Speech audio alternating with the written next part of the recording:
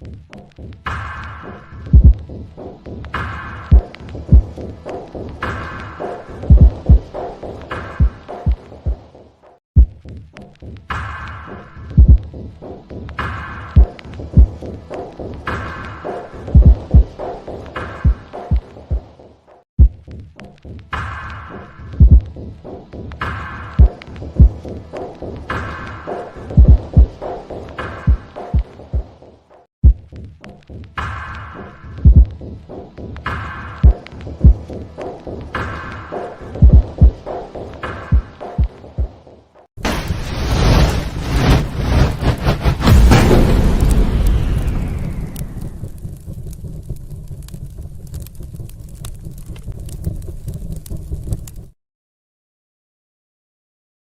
to the typical Skeptic podcast, where we dive deep, you decide. Questioning the matrix, from UFOs, where the shadows unknown reside. Rob Khalil busting myths like ghosts in the night. Paranormal pros, secret space ops, yo, we keep it real, no fright.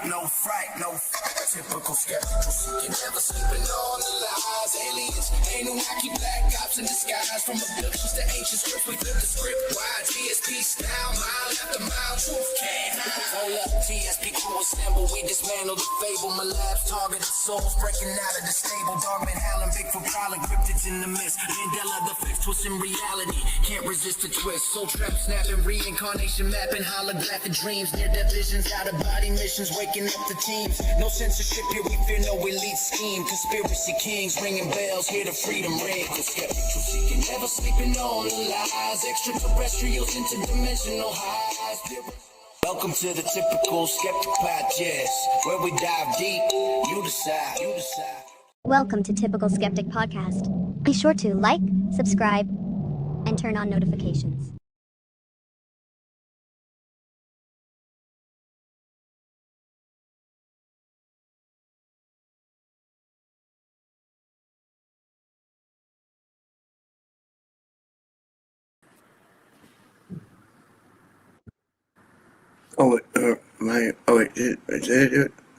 There we go. Hey guys. Oh, let me fix my light. I don't know what's going on with me here.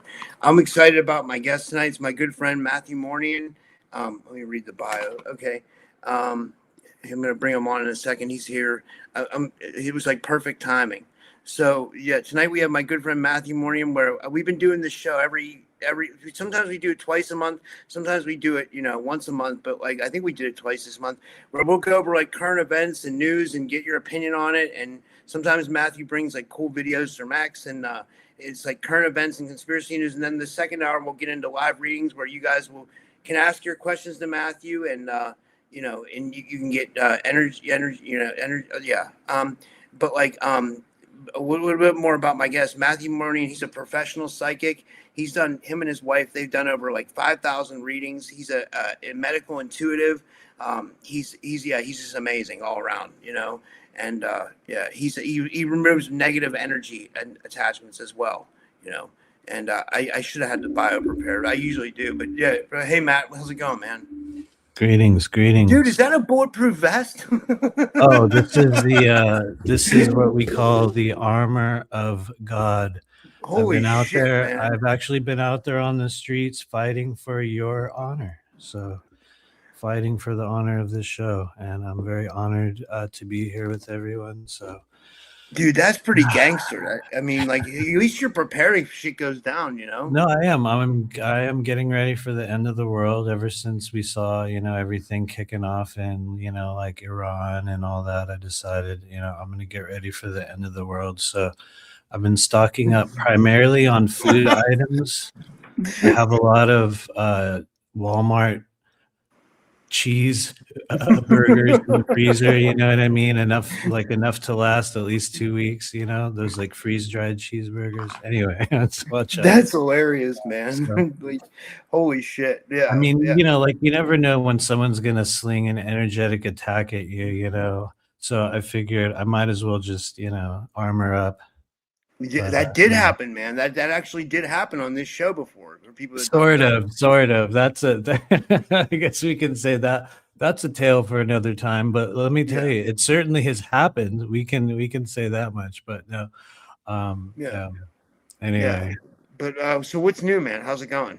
Well, honestly, life is going on. It feels like I'm gonna be real. Sound off in the chat, and also, what's up for everybody out there in the chat? Um, it- Let us know if you feel like this has been literally the shortest year of your life so far. I was just saying this in a Patreon group earlier today, so it's gonna sound like I'm repeating myself, which I do constantly. But if you feel like this has been the fastest year of your life, which you know is a thing we say every year as we get older and older, regardless of if you believe in all this stuff or not. I mean, is this not the fastest year of your life so far? Because we are now in the first week of June. We're heading towards some imaginary release of some movie called Disclosure Day. We're watching files come out. We're in the age of post Epstein. We're watching World War III play out in front of us. You know what I mean? There's a man on the screen wearing a level 4 bulletproof vest. You know, anything can literally happen at this stage of the journey. But Dude, it um, does seem like time's speeding up. I talked about that going too. Like, back, it seems like it's like going really fast. It seems like yesterday was January and we were doing a show in January for my I know, birthday, right? like, and then Right? like, it's just weird, like how fast like time's going. It's crazy, you know? Yeah, mentally, I feel like it's April. Actually, what are you guys in the chat? What month do you feel like it is right now, really? And I do have a video about that because I was talking about this earlier. Um, and I was saying it feels as though, and other people have said this, so this is not something that I have come up with. I want to be, straight about that. I'm not the source of all this info, but I was noticing in my own way how things seem to be compressing or accelerating, at least when it comes to duration of time.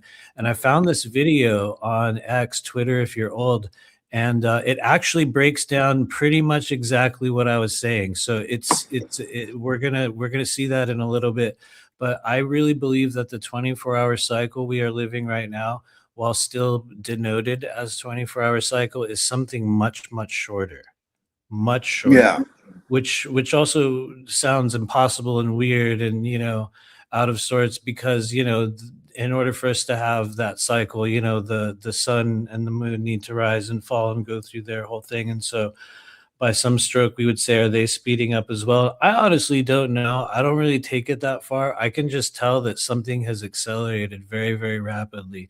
I feel like also within June we see an opportunistic so-called jumping off point for a lot of really weird, like possibly ritualistic activity, which we have some videos about that as well, which we can talk about if it feels right. And I don't know, I could probably go on and on, but I've said this before on my show. Part of me feels like I've done this before, like not like past lives. I mean, like this life. Like I've been me, and I feel like I've done it multiple times. Like, and I'm starting to get a feeling that we've all maybe done. I don't know. Like, would you? Does that ever resonate with you or anything? hell Or yeah, hell yeah, it does. Well, I mean, if you go back to the age-old story of how CERN ended the world in 2012, one might argue that we have. If you yeah, take that literally, which I think is possible. And it's interesting that CERN is shutting down, for a short period of time. And there's a lot of fanfare and kind of like, folklore surrounding that as yeah. well. But I found a small Mandela effect, and I sent it to Sandy. You know, Sandy Diva Mandela effects or whatever. I don't oh know if yeah, you yeah, know yeah, this, but yeah, like, yeah, yeah, yeah. this one freaked me out. So like I've listened to rap music my whole life. Well, like there's this rapper, his name's AZ. I don't know if you remember him. He kind of like raps with Nas, but like, or that's what he's known for. You know, like they did a song called "Life's a Bitch." Everybody knows about it. But check this out. So like, I always knew his album to be called "Do or Die," right? But then him and Nas were on Jimmy Fallon the other night, and Jimmy Fallon holds up his album. And he says it's called "Do or Die 3."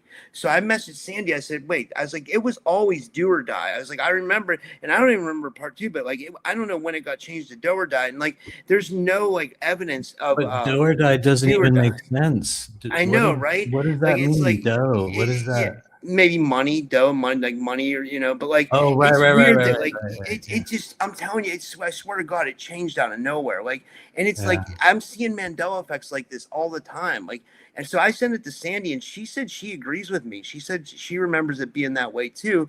And I don't know if you know this. Like the other night, I couldn't sleep, and I was looking on her channel, and she showed evidence, dude.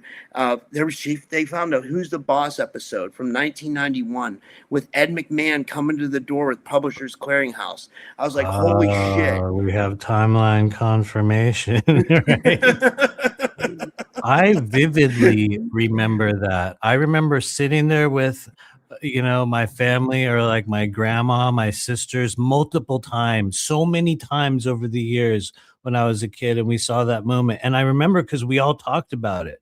And we'd be like, yeah, Epic Man's gonna come over to the door, da, da, da, da, da. You know what I mean? When I was a little kid, so it's like that was an interesting, It's interesting way of crazy the because these timeline. Mandela effects are really freaking me out. You know what I mean? It's really making me think, what is going on with this world?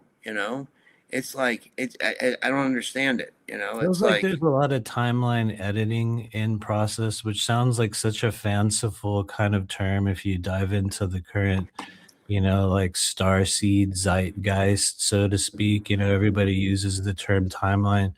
But from a realistic perspective, whether or not you believe in that stuff, I do feel there's a lot of editing occurring within our present moment, within the past. I think, as we know, there's a lot of hidden history and things that have been cut out that are coming to light again. And I think a lot of that is happening from a really weird perspective, which is hard to grasp. Some might say from outside of time.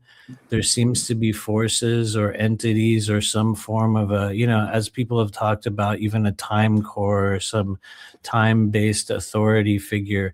And it feels as though there's a restructuring that's been taking place. And not to say that it's restructured us in a really wild and out of this world way, but it seems as though certain events have been written over.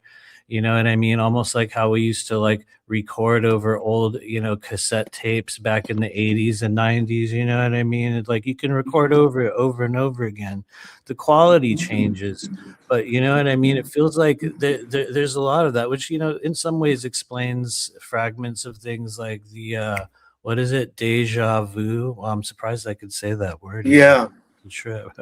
But I mean, I've noticed so many weird things. For me, it's not so much that there's like this Mandela effect thing that takes place where I notice it within popular culture, but there is, and it sounds embarrassing, but I'm being real. There is a damn near daily conversation that takes place with me and Denora, in which we're driving down the street, and I'm like, dude, there was never a tree right there before. Why is there? How is there a tree there? Has Yeah. that building ever been like that? When was it ever like that? We were here yesterday. How was it? How do we not notice it was like that? You know what I mean? These weird, it's not so much like a Mandela effect. It's just that you notice these gaps in your current reality. And it doesn't lead to dysfunction. It doesn't cause like chaos or something, but it's like as if something's been edited or Yeah. changed. And maybe it takes place overnight. And maybe it's just, some other shit that, we intellectualize or hyper spiritualize in our mental body and turn it into a meaningful thing. You know how everyone thinks everything's an attack. You know what I mean? Everything's an entity. So maybe it's just me like, oh, it was always like that. But I don't Well, how know. about when we were in Florida last year, and we were noticing that, like, we saw the same car on the same street at the same time, and then the same guy on the same corner at the same time. But like, that was Yeah, it was crazy, like a dude. repeating scene from like a video game. Okay, that is a thing that I seems to be a theme within our life. And it's really awkward to talk about because I don't know how to really put meaning behind it. I don't know what it, you know what I mean? I don't know what it means. I don't know how to explain it. But that is a thing that has happened to us a lot, whether it be a person that we will see that is repeated over and over again, sometimes wearing different clothes, but the same face, and they're in the same place. And it's like, wait, wait, wait, I just saw you and you're here. Kind of like, when you guys are playing a video game and you see the same car in the game Yeah. world, or you see the same NPC again and again, and you're like, oh yeah, you're just a copy of that other one. You don't think about it, when you're playing, like in the video game world, if you're playing GTA 5 or, soon to come GTA 6, which I don't know what that's going to be like. I'm a little worried about it. But that's a thing that has happened. This will sound embarrassing, but me and Honora had this cyclical sighting of almost like a blank person, like a literal, like just an empty person walking a white dog for like almost a whole year. We would see it back when we were in Los Angeles. It was almost like this reappearing, like shifting entity of sorts that we would just witness over and over and over again, to the point where it's almost like you're calling it into existence. Cause I'm like, I wonder if I'm going to see that person randomly walking a white dog. And it was literally everywhere. And once again, I'm not saying I know the meaning behind it. I'm not saying there's some great story or something, but I think it goes along with the repopulation of certain elements of the NPC kind of race that also exists on Earth. You know what I mean? And no, I'm not one of those people that thinks that every person randomly is an NPC. I'm surprised I can even say that. I usually stutter when I do, but there are a very considerable amount of them. Anyway, I will stop there. But We had a really good comment from yeah, Sovereign Cosmic Wildman. I'll put it up. He says, I've seen people manifest and then portal out as soon as they get behind an object. yes, yeah, dude, for real though, right? And the Yeah. thing is, in our daily world, we're still living in a world where, like, if you try to go tell people that that's a thing that you're witnessing, there's still too much cognitive dissonance surrounding it. And Yeah. yet, it's a thing that literally happens. We've seen stuff like that. And then a lot of people talk about how there was that phenomenon going on for a while, or maybe just a repeated trend in the early 2020s where people would see an airplane and it was not moving, and then they were like, well, that's just the optical illusion, because of the height of the airplane and all these other factors. It's actually an optical illusion. The airplane was actually moving. But I'm going to be real with you. There were times, just like a lot of other people out there, where we saw that, and I'm sitting there going, okay, I'm waiting for this optical illusion to shift perspective in any way. You know what I mean? And it's not. Yeah. It's just there. And so there's a lot of random shit like that. Portals opening. I really, truly believe this. And I know this sounds fanciful and childlike to some of you. I really believe there are a myriad, innumerable places within our daily world where you're walking down the street in the town that you live in, and you think it's just a building, you know what I mean? Like platform 9 3/4, or the back rooms, for those of you guys who have recently seen the back rooms. And the reality is, it's not. And you walk past it every day, and maybe it's just a crack like in between two buildings, or like a newspaper stand, because they still have those in some places, and you're like, what the hell is that doing here? What? You know what I mean? I saw one recently. That's why I was like, what? Oh, Did you shit. see the Backrooms movie by chance? Yeah, I did. Have you watched it Is yet? it good? Oh, Oh it's wait, yeah, I did. yeah. I was in your live the other day. I Yeah. was in Oh, you were. your Nice, book thanks. reading. Yeah, but was it what did I didn't what did you didn't go into detail much? Is it like Oh, what would you say about it? I could definitely go into detail about it. I was just not doing so on that live because I didn't want to, like spoil it for some people. So some people will consider anything that I say on that spoiler, so it doesn't really matter. But honestly, I think it was really good.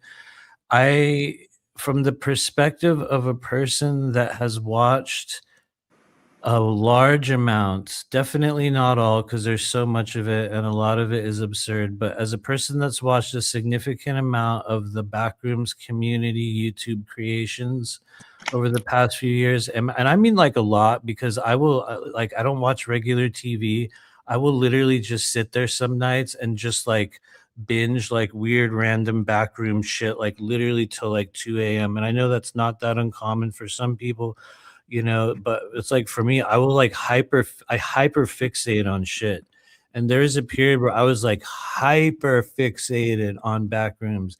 And I will say, as a formerly hyper fixated person, not so fixated now, I think he did a great job at sort of setting a standard through like so-called modern cinema, quote unquote, of what a collective understanding, or maybe his understanding of the backrooms realm is. And I'm going to be real, there's a couple little liberties and things that were changed, as always happens with Hollywood, that maybe aren't really necessarily the coolest, but I really feel like they were able to maintain the spirit and the feeling and the randomness of like the liminal space. I think that there was some weakness with the way they chose to incorporate the, the entities like in the back rooms. Like it just, that was probably the weak point. And of course, there's a million unanswered questions, but at the same time, that's kind of what Backrooms is about. Like there are no answers to any questions there. And you know what I mean? But honestly, it's great. I highly recommend it. But I also say this as a person who never, ever, ever goes to the movies, ever. Like, Yeah. I seriously don't know the last movie I saw in the theater. I have think I'm gonna no go idea. see Disclosure Day. Like I think I I do really too. am. I'll admit, I want to see it too, even if I'm just gonna make fun of it, because I probably will. I know, right? You know? Yeah. I don't Yeah. know what I don't know. It's just I mean, like it's like I don't. I feel. I almost feel like a lot of us feel like there's going to be some big secret revealed in it, but all it's going to be is another Spielberg movie. You know what I mean? And it's like, I mean, because he's saying Yeah. everything he put in is true. You know, I saw an interview with him the other day or something. Yeah, Like that. I've heard that. Isn't that what he was saying about Close Encounters of the Third Kind as well, or what they, quote unquote, Yeah. they were saying about Close Encounters, right? And a bunch of other movies, and it's actually real. And when I feel into what we would call the oncoming disclosure energies, which is kind of a very large question. Like when you want to dive into it, it's like, well, you're talking about a lot of things, but if we're talking about it through the lens of the movie, I feel as though, and I don't say this as a pessimist, although I feel like I've become kind of jaded when it comes to this stuff, but I'm being real. I feel like we might be kind of disappointed by it. Yeah. It's Yeah. like it doesn't feel as though there's really anything that's going to be given to us once again that we haven't heard. There might be embellishments or enhancements or slices of new information.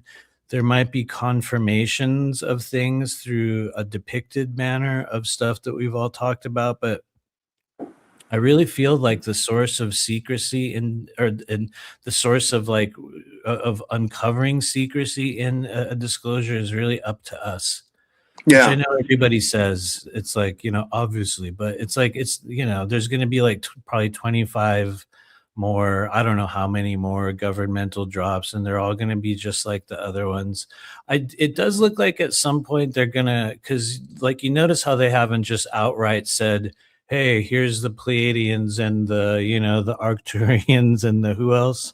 Yeah. And, I heard somebody talking about Solarians, you know what I mean? That's a new one. So I'll be They like, they, we'll they, have to just, open they that. came out with like 4 races. They said like the ones that we all know about. They said the Greys, the Reptilians. Oh wait, the so Nordics, so the has it Mans. been formally, quote unquote, formally like confirmed that that was part of the files? There's I don't know. Because Jason would know. Like, I'm I not did see sure. them Like talking about it on Fox News. I saw that thing with that one dude with I can't never remember his name. He's so smarmy.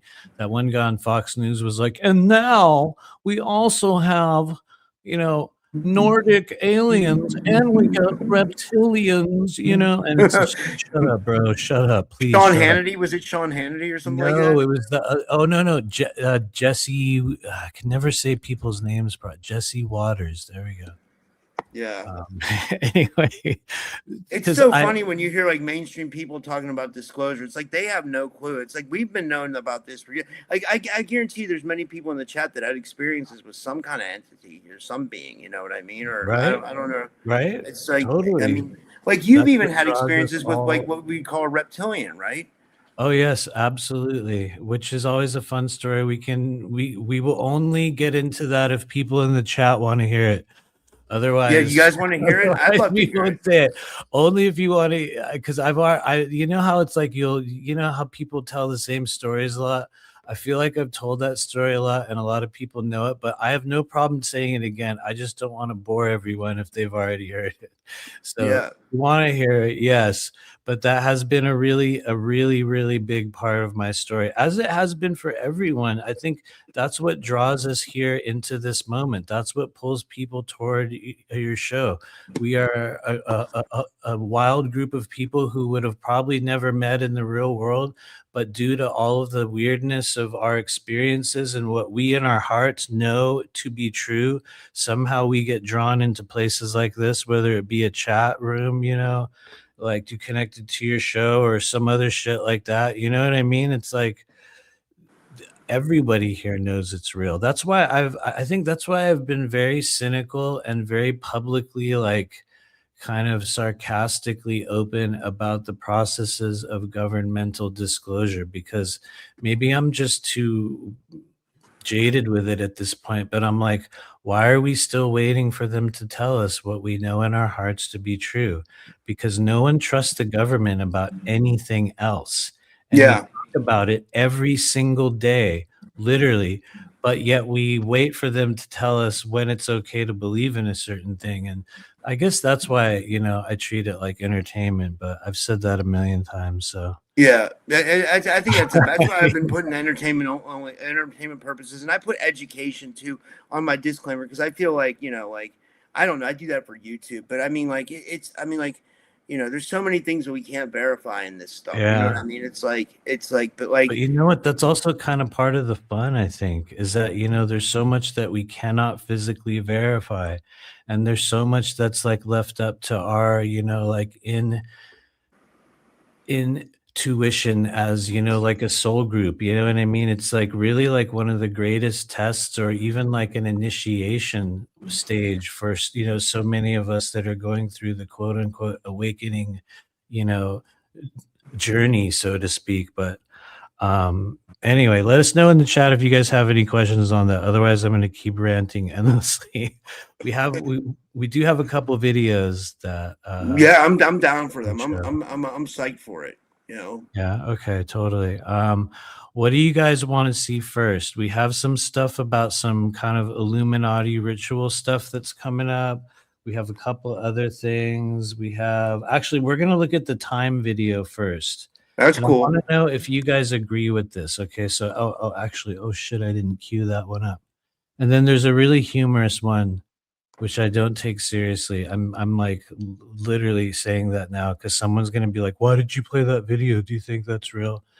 No, it's not real. It's a joke. You guys will see it in a little bit. Wait, where did it go? Where's the time video? Oh Lord, I feel like I didn't cue it up properly. Talk amongst yourself for a short moment, ladies and gentlemen. Someone just said David Wilcock hired Samoan bodyguards for a conference. You know what? Hold on. Let me come back on screen here. I was like sitting in the back feverishly looking through the videos for this thing there. That is true. I saw them with my own eyes. I Wow. literally witnessed them. That's absolutely true. He did have Samoan bodyguards, and they were abnormally large. And that honestly was at a really weird stage I had noticed for that, like community, or whatever you call it. I don't know if that was the year. There was one year that I spoke at their conference, and one year where I just vended. I'm not sure which one that was, but I noticed that was at a time in which everyone was so hyper vigilantly focused on this idea that somebody was going to kill David or Corey, and that it Yeah. was. And I'm going to be totally real with you, because I really looked into this a lot later on. I spent a tremendous amount of time talking with trustworthy people. That was fake. It was Yeah. manufactured. It was like 100% manufactured to create controversy around them at that time. And I think that was 2019. It was fake. And what's crazy is, I think, from what I recall, it was even Roger Richards that had admitted that that was fake, and there was no actual threats and all that stuff. And the story about Emery's dog getting killed was totally fake. And all of Whoa. it was completely, it was like so blown out of, like proportion, that for me, that was definitely one of the milestone moments, I would say in my unknowingly deep personal kind of experience with them, because I was like right in the midst of like all these people that were, very closely like, knit with all those people at that time, like far more than I should have been. So much so that it was kind of awkward in a weird way. And I often wondered, how did I end up here with everyone? I'm really not even a part of this. And I think in some ways it was because I was just meant to witness like some of the inner workings of how they were, creating what we call a cult of personality Yeah. surrounding their message and their stuff. And not that that was a conscious thing, but I remember during that time, it had even been discussed with me. I won't say who, but I know this to be a fact. They were even going to do their own line of CBD. They had a plan Whoa. completely what is the word, like accessorize, or you know what I mean? They were going to merch out, and they had a whole they had this lady's whole farm of CBD and like weed crops, and they were going to turn it into a Sphere Being Alliance CBD product. It's like What? they went, dude, I swear to you, this is real. It went so far like behind the scenes with them that like when you really look back on it all, I mean, it was right there from the very start. When they talk about like the grifter, quote unquote, that's literally what it was. And no, I'm not saying, the stories were true or programs are fake or none of that. I'm not even talking about that. I'm just saying the personalities behind the scene. I literally got to watch them get distorted in some weird way. And there's, oh my God, there's so much more I could say on that Yeah, whole. it's crazy. It's crazy because like I think Oh my. like David dealing with like the shit with Corey was like part of, maybe part of his downfall. I don't know. I don't know. Like it seems like it though. Or I know that's a very rash thing to say, but and granted, I was only there for a short period. It was only a few years, but I do believe that is true. I think that there was, going back to what we were talking about a few minutes ago, there was a timeline shift choice that was made. And I think that occurs when we closely knit ourselves with people, for certain motives or reasons, and it changes the way things turn out. Do I think that that's why he was killed? No. Do I think he was cyberbullied to death? No. Do I think he no. was targeted by a host of demons and he's now on a ship with the Mayans? That would be cool. That would be a wonderful thing to think. But That's no, hilarious, dude. I don't think I was. Yeah, I actually read that the other day, that he was targeted. The deep state sent like some demons to harvest him, and at the last second, he was taken by the Mayan secret space group, and now he was with the Mayans, which is interesting reference to the early days of Corey Good, because that was one of the groups he had talked about being in contact with, but I guess But it dude, didn't get enough hits at the time, and it just passed. Nobody talked about the Mayans anymore after that. it's so crazy how these things get out of control. You know what I mean? Like, I mean, it's like, how do people come up with this stuff? You know what I mean? It's like, it's so far. I don't know. You know what I mean? It's like, it's insane. But I mean, it's possible, I guess, too. I'm not totally Yeah. doubting Honestly, it. let me make it even weirder. I really believe that everything is possible at this stage on Earth. And by Yeah. everything, I mean literally everything. Palm Beach Pete might be Jeffrey Epstein. That would be awesome. His energy doesn't feel like it to me. You know what I mean? He Yeah. looks different to me. There's something off about it to me. We might be getting real authentic disclosure from the government. When I look at the videos, it looks like the Tic Tac over and over and over again. To me, it's something different. Is it possible that it's this or that? Yeah, fuck yeah. That would be cool if it was. Are we going to get a disclosure day moment where Trump shows up alongside, some Nordic aliens, which was honestly one of the moments that first caught my attention from David. Honestly, I think this was in the year 2008. And I was sitting in my backyard shooting a BB gun, literally shooting a BB gun at this little target at my old house in San Diego. And I was listening to Coast AM, and it was David Wilcock talking to George Norrie, and he was like, George, okay, the time has already been booked on Barack Obama's going on the air with a group of hybrid ETs. He's already booked the time. It's about to happen, George. Disclosures here. And I was like, what? No, come on. What? He swore to God. He swore to everything. He's like, the airtime had already been booked. Obama's gonna appear side by side with two Nordic ETs in only a month. Get ready. And I was like, what? Who is this? Dude, it's crazy. Like every single dude, prophecy that David Wilcock ever came out with never came true. I know, what doesn't mean? that suck? And It's yet like, I still love him though. It's like I do even, too.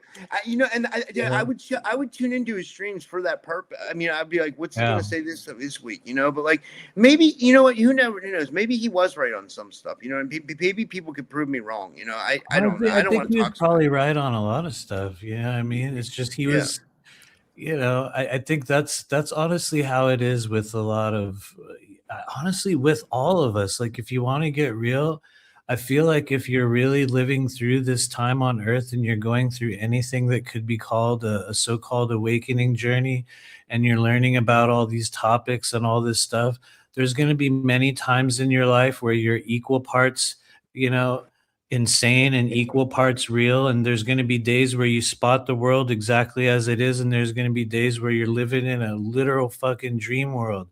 Because I know I have, you know, I know that happens to me all the time, you know, so, you know, it's like, if you're not, you know, like getting it wrong at several, you know, points in the journey, are you even doing anything? But then it's weird because I do have to admit, he was like, his like record of accuracy was shockingly low. You know what I mean? Yeah. You know, we got to face that, but he's anyway. I mean, he did provide a lot of great stuff. You know, I think he wanted to have positive message for people, right? It seemed like he wanted to, you know, like, he wanted to see the best for humanity, I think. I believe that, definitely. I believe that he was very sincere in that. But anyway, so the bad news is, to go back to the topic of the moment, I don't know why, but I did not save the time video. So we're going to watch something else, which is a little bit humorous. This one's a little bit long, so we're not going to watch the whole thing, okay? But I do want to show this. This is about how I was saying, and I think we were kind of referencing this a second ago, in a sort of a vague manner, but how so many of these people are the same, or they're sort of, you know, are they clones? Is it the same, you know, is it different person in a different, you know, in the same body? Like, what is it really? And so let me get this queued up here. We're just gonna watch a little bit of this, and I would like to hear from you guys in the chat. What do you think about what you're about to see? When you guys see it, I would like to know your comments about it, and maybe we can put some of those on. Why is it not going to screen share? I noticed you were unable to do videos with somebody earlier, and mine's not even opening, dude. Holy shit. It's very okay. There we go. All right, sorry. No, it was just delayed. That is weird. Someone sent us a video on Rumble. This guy, Dr. Mega Knots. If you look at the chat, he sent us a video to watch on X. But really, maybe, I don't know what it is. Maybe we'll watch it. Okay, guys, ready? So hold on. First, let me get the post from this here. Yeah, I'm gonna. Should I add it? Yeah, you can cue it up. We're just gonna roll with it. Why not? This is actually a different post, but it's the same video, so we're just gonna go with it. Okay, I'm gonna turn the audio. Sure, they're not the and same. I want to know what you guys think about Here's this. Dr. Are Fauci these people the and same? Let Mother me go back to the beginning. Well, that's Mr. Jabby Jab himself, and this is peace-loving, skateboarding, video game creating Tony Hawk. And just in case you needed a better side-by-side. Oh, here's another. Yeah, sure, they're not the same. And here's Dr. Fauci and Mother Teresa. Holy Dr. shit. Fauci and Mother Teresa. Check out how the eye bag is even in the exact placement. And while I've done a whole lot of videos, I've heard some other people say that Fauci was supposedly the son of Mother, or the daughter or something like that of Mother. Teresa. But then again, wasn't Mother Teresa supposedly a male, right? So I don't. Yeah. honestly, I'm not saying that I buy into all that, but I mean, really though, look at the energy on that one. Let's just go back to it. There it is, right there. That's a little weird. I mean, people That have is. referenced this many, many times over the years. And I think it was the thing that a lot of us were feeling in our own way when we would see her or him, on camera, on, like TV in the old days. But you got to admit that's a creepy one, right? That is. That Okay, is. let's keep going with it. And then Well, I've done a whole lot of videos on these two. Okay, wait. Does anyone out there even for a second think this one could be possible? Is Trump Elvis? Dude, come on. What if? I'm just saying. Did you see the one I posted when I had Missy on? I showed Zena LaVey and Taylor Swift. They look oddly similar. Okay, too. you know what? I have seen that, and I did look into it a little bit. And I'm gonna be totally real with you. If you look at Zena LaVey only a short time after that, she did not look anything like Taylor Swift anymore. It was like almost like it was a stage. And I don't really believe that there's a direct relationship between the two. I think that there's a similarity based upon that photo that we saw. But you and anyone can look this up. So if you don't believe me, find them. You can find all these pictures of Xena, and it doesn't really work. But you know how if you hold certain things in the right angle, which you can even compare this image of Trump and Elvis to that, if you held it up in the right angle, in the right moment, in the right lighting, with the right amount of alcohol or weed, and you might be like, yeah, man, it is, bro.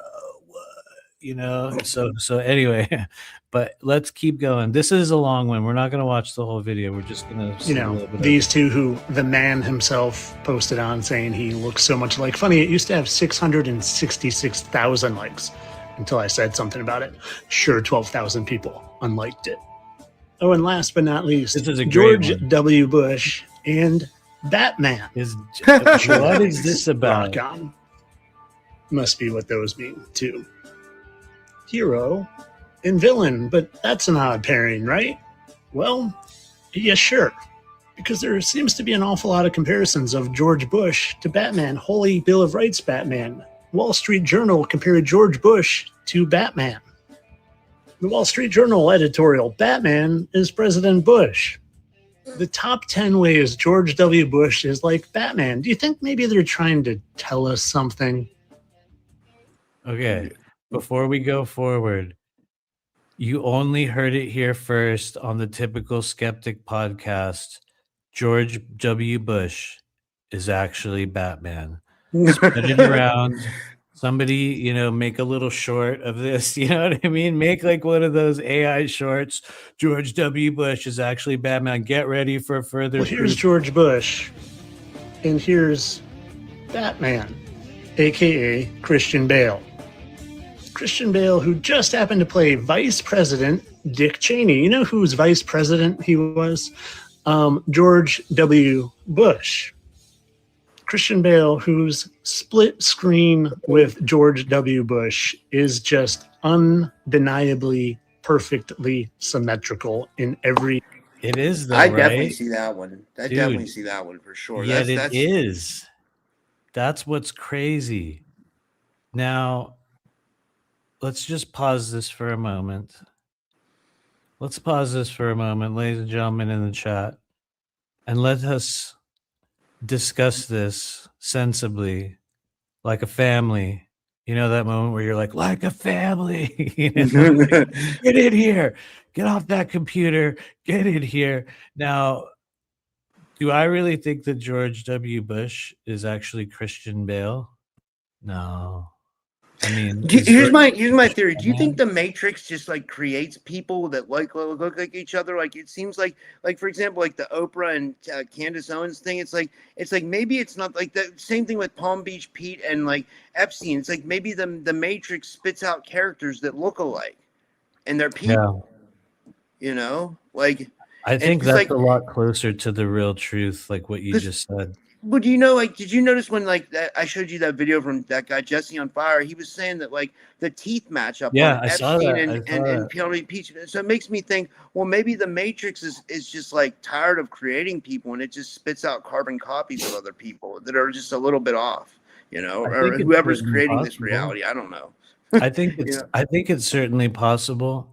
Do I think that, the Illuminati cloned all these people and, just like repeated them and turned them into celebrities? And most likely not. Do I think, George Bush is Christian Bale? Do I think George Bush is Batman? No. But like you said, and this was a thing that's been referenced many times over the years. Maybe you guys have heard this saying, there are only so many faces in this world. Yeah. There are only so many faces in this world, and you're bound to see them over and over again. But then some might hear that and say, well, that's just a rationalization of a very, very strange, phenomenon that's being pointed out to you in the very time, the very era, which some calls the unveiling of hidden knowledge, but really just the time on earth in which, all these things are being shown to us. Does it make it real? That's a good question, but we're going to watch just a little bit more. And then we're going to switch over to something else. Symmetrical in every single way, but it's those lips that do it for me. Those dirty little lips. Those dirty little lips. Do you see it? Little, they're identical. they're so, You see it? lip-like. See it? You can shapeshift and look a little different, but Wait, did he Can't get look past like these Charlie eyes. And, Kirk well, for a second? their wives Whoa, just happen to look yeah. so similar. Wait. Their wives, okay, they don't look, okay, the women in the don't look eyes for similar. me, Hold though. on, wait a second. Hold on. I definitely see guys- Charlie Kirk in that, though. I definitely Right? do. No, That right. one. There was a Charlie Kirk moment there, wasn't there? I don't know if I can go back to it without going too far, but and then he says, what? Like their wives look similar? Okay, I'm sorry. No. Come on, really? Do these two women look similar to you? They don't. They do Wow. not. They do not. They look. Their eyes are different. Their facial structure's different. Yeah. Their noses are different. Right. It's in the eyes for me and them. It's what? It's You not know, in not the doing eye. this with What? some sort of Damn, you're real stretching, bro. evidence. Stretching like far. how they both have. Turns out, you guys, they both have a nose. So, you know who else had a nose? No, I'm serious. You guys need to think about this. You know who else had a nose? Who do you think? Hitler. Okay. Yeah. Think about that next time you're talking about Yes. noses. Discoloration in their nose. See it right here. Okay, a this is better going and a a little far. There, Okay, there. The let's skip exact forward. Look, same he's still going. gradation Let's just in skip their forward. square. There was another person later on that I Same wanted thing. you guys to see. I forgot how long he's really obsessed with Christian Bale. They're This all dude the is same. reaching. And they Yeah, use he's duality to pin us against each other and to get our undies in a bunch and get us mad and distracted and angry. It's the same thing they do Okay, here. anyway, we'll skip the political commentary portion of it. By the But way, I we- just wanted to say there's a guy on the Rumble chat, and I want to thank him for being in Rumble. He told me, he said, I was just reading this, and the chat's going by fast, so I'm not trying to ignore his comments. He says, he said that Russia just invaded Georgia. I don't know if you guys know this. It says, oh, he says, really? it says, I'll just put up his comments. It says, oh shit. Let's put up that image I sent you, Rob. I'm gonna cue it up. Do you remember I sent it to you Yeah. like a week or so ago? It was from like 4chan or one of those websites or something. Oh my god, how do I get this off? Oh, Lord. We are going to find it. We're gonna post it. Anyway, let me know if you guys have any questions as I'm going through the awkward journey of trying to scan through my phone on a YouTube live. Here, I'll just resave it again, and hopefully it'll work. There it is. Okay, so it's awkward the way I have to do this. I have to send it to myself. I have to do that with some, so I know what you Right? mean. I don't know Yeah. why. For some reason, my phone and my computer do not link properly. Like with Mac, Yeah. you can just like flip it over there and like, hey, check it out. For some reason, I have to like text it to myself now. Dude, I need to I learn the like Mac from you. accidentally like yeah. what? I need to learn the Mac. Like I'm on a Mac right now, but like Oh, good. You're I using only it. use the Yeah. Mac to do shows. Like I still use my old computer to make the promos and stuff. But like like because I don't know how to do all that on a Mac. I mean, it's hard for me to maneuver around a Mac right now. But I'm learning. That's wild. That's how I feel about the PC now. And I was raised on PCs. Now I can only use Mac. So it's kind of Whoa, weird. I can only use Apple products. Does whoa. that mean I'm like a mid 2020s hipster? No, I know it doesn't. I just, you know what I mean? But okay, I got it. I got it queued up. Hopefully it'll let us screen share it.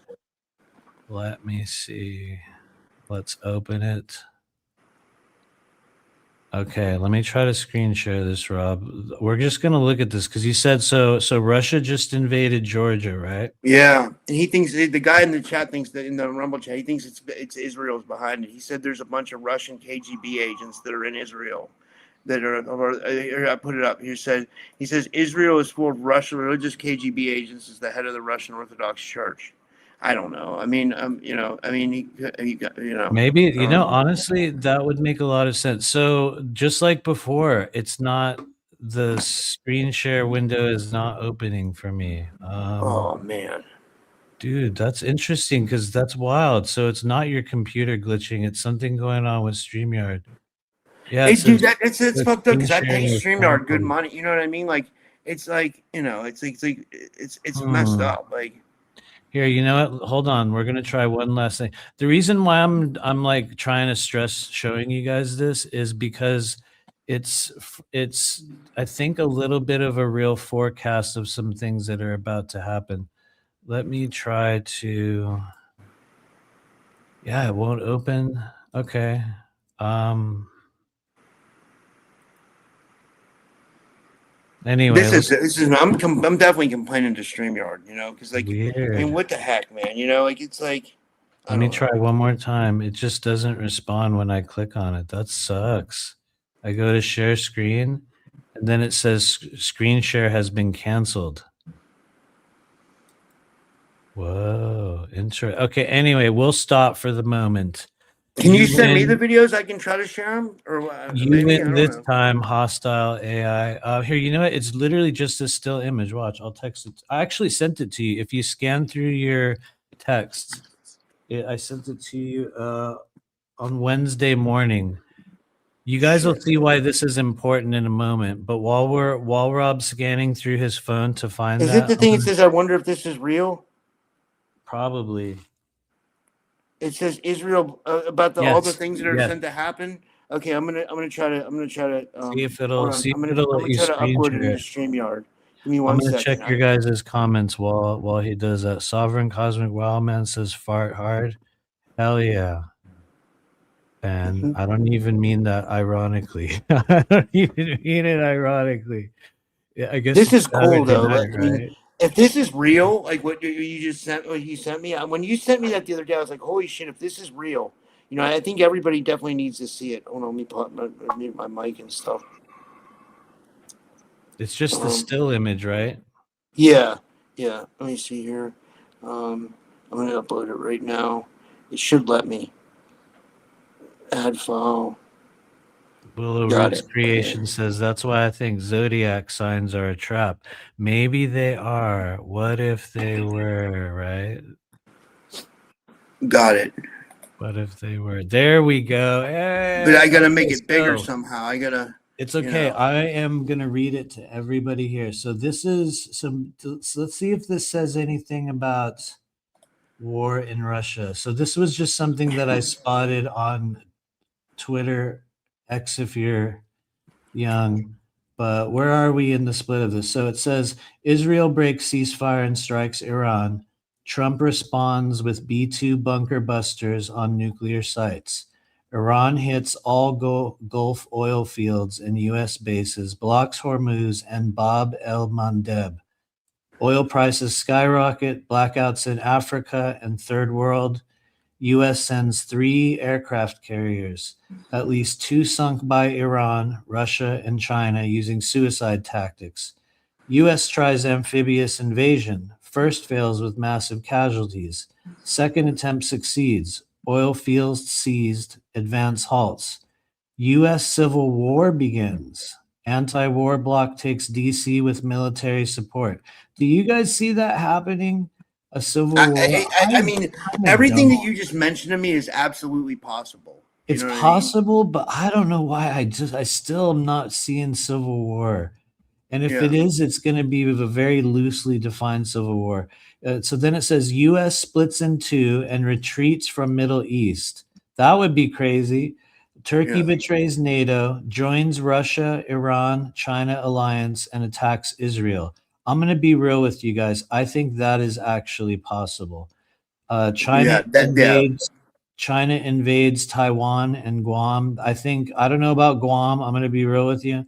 I think Taiwan is an inevitability, just like Cuba is an inevitability for us right now. It's a matter of when, not I if. think it depends on how much we sink into Iran too. You know what I mean? Like if they Right. keep sinking like efforts into Iran and it keeps failing, like where's all this going to come from? You know what I mean? Like money wise, that's all I'm thinking. I don't know. What do you? Right. I think it's certainly possible. And then let's go to the next one because this is one that feels very possible. And what's crazy, there's a couple other people out there talking about this as well. North Korea invades South Korea. Japan fails to stop it. I don't think Japan would really do anything anyway, to be honest with you. India possibly flip sides. I don't know. I don't know about that. I don't care about India. Russia They have nuclear invades. weapons Here though. we go. The only thing about India is they definitely have nuclear weapons. You know. Yeah, but dude, will they even work? I don't know, man. I'm gonna be real. Sorry, I'm not trying to get weird on that one. I'm just like, bro, I got little faith. But here is the one I was looking for. Russia invades Poland and Baltics. Links to Kaliningrad. Sorry, I can't say that one. Does that qualify as Georgia? I think it does, I think right? the Baltics Georgia's a are Baltic Georgia. I nation, think the right? Baltics. Yeah. Let me see. Let me see. Georgia's a Baltic nation, right? And then so after that, so maybe this is where we are in the current, anon kind of spreadsheet of possibilities. After that, we see Finland and NATO invading Russia. I highly doubt it. I highly doubt it. Take St. Petersburg. Highly doubt it. Europe collapses into riots, famine, and civil wars. I think that's that I can very, see very happening. possible, The right? reason why I say that is because the massive immigration and like again, I'm not racist. I don't have anything against anybody, but Okay. like the immigration is obviously causing a problem there. You know what I mean? Right. And they don't like it, and it's causing major issues. And it's not just that, but like some of these like aggressive Muslim, they are doing like grooming gangs on the women there and stuff. Like Right. it's kind of Yeah. sick what's going on. It's like It is crazy. Well, I don't know. Like a lot of people have seen the Henry Nowak video of the young kid that just got killed out there, which is very sad. It's a really ugly thing to watch and to know about and everything. But it really fits right in with the current trend of like hyper fixating upon, like politically charged race bait killings. You know what I mean? It's like that's the perfect mixture, for right now. And do you think they do that as psyops or like false whatever you want to call it to spark craziness and stuff? Like I believe so. I mean, that's literally why. I mean, honestly, as far as I'm concerned, George Floyd, was he even a real person? yeah, Dude, like, do you recall when they spotted him at his own funeral? Like, do you remember that whole story? There's literally images of a George Floyd clone at George Floyd's funeral, dude. And it's so crazy. I swear to God, dude, I swear you guys can go back. Some of you guys will remember that. But anyway, so these are more of the anon predictions here. Let's just get through the rest of them. So I think so maybe that's not a Baltic nation. I was looking at the comments, not specifically. So maybe not. Finland, NATO invade Russia. I was like, yeah, right. Europe collapses into riots. Yeah, we agree. Latin America allies with China and Russia. Maybe. That would be really bad for America. That would be really bad right? for America. It's really bad. U.S. invaded from the south. Advance stops at Colorado. I don't honestly. I'm not trying to be super Mr. America, but I don't think anyone is ever going to have luck with a ground invasion on mainland United States. Knock on wood. Knock on wood. Dude, it's not even a knock on wood. It's like it won't work. Americans I have mean, think so about how many many like guns. There's yeah. so many, you know it, dude. There's so many guns here. Yeah, Like, yeah, you know, it's not just our military. It's like the people. Every person has a gun on them. You know, right? it's like and like when you hear about them wanting to take away our guns, people flip shit. You know, like I mean, like for good reason. It's like we should be allowed to have guns. We should be allowed to protect ourselves. You know what I mean? I'm totally Totally. about the First Amendment. I think everybody has the right to protect themselves. Oh, You that's the know, Second Amendment. But yeah, or dude, I'm sorry, the Second I Amendment. feel First you. Amendment's right to free speech, right?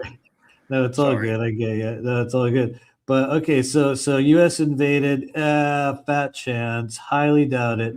But then again, they say 50 to 150 tactical nukes used high in the atmosphere.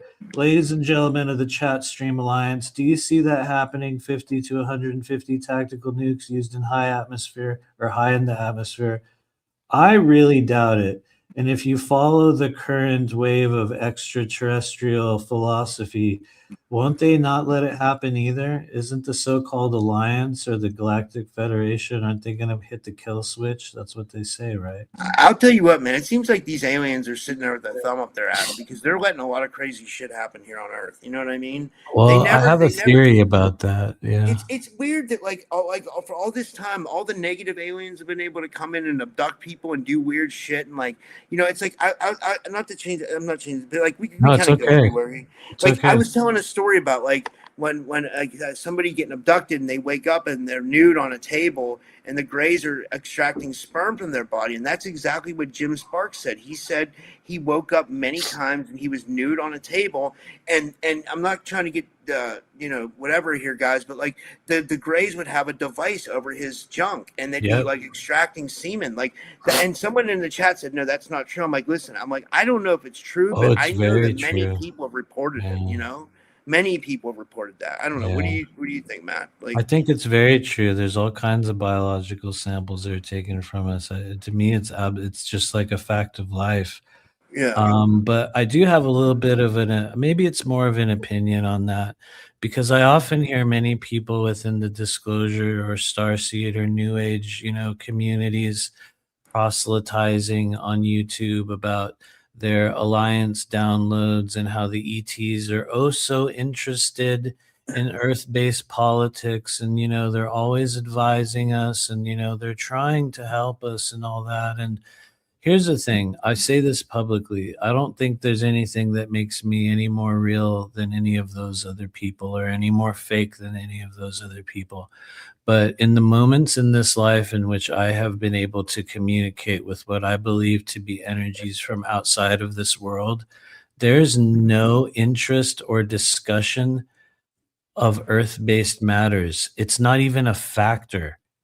It's yeah, of no consequence to a truly extraterrestrial higher density being. They don't give a fuck about our election.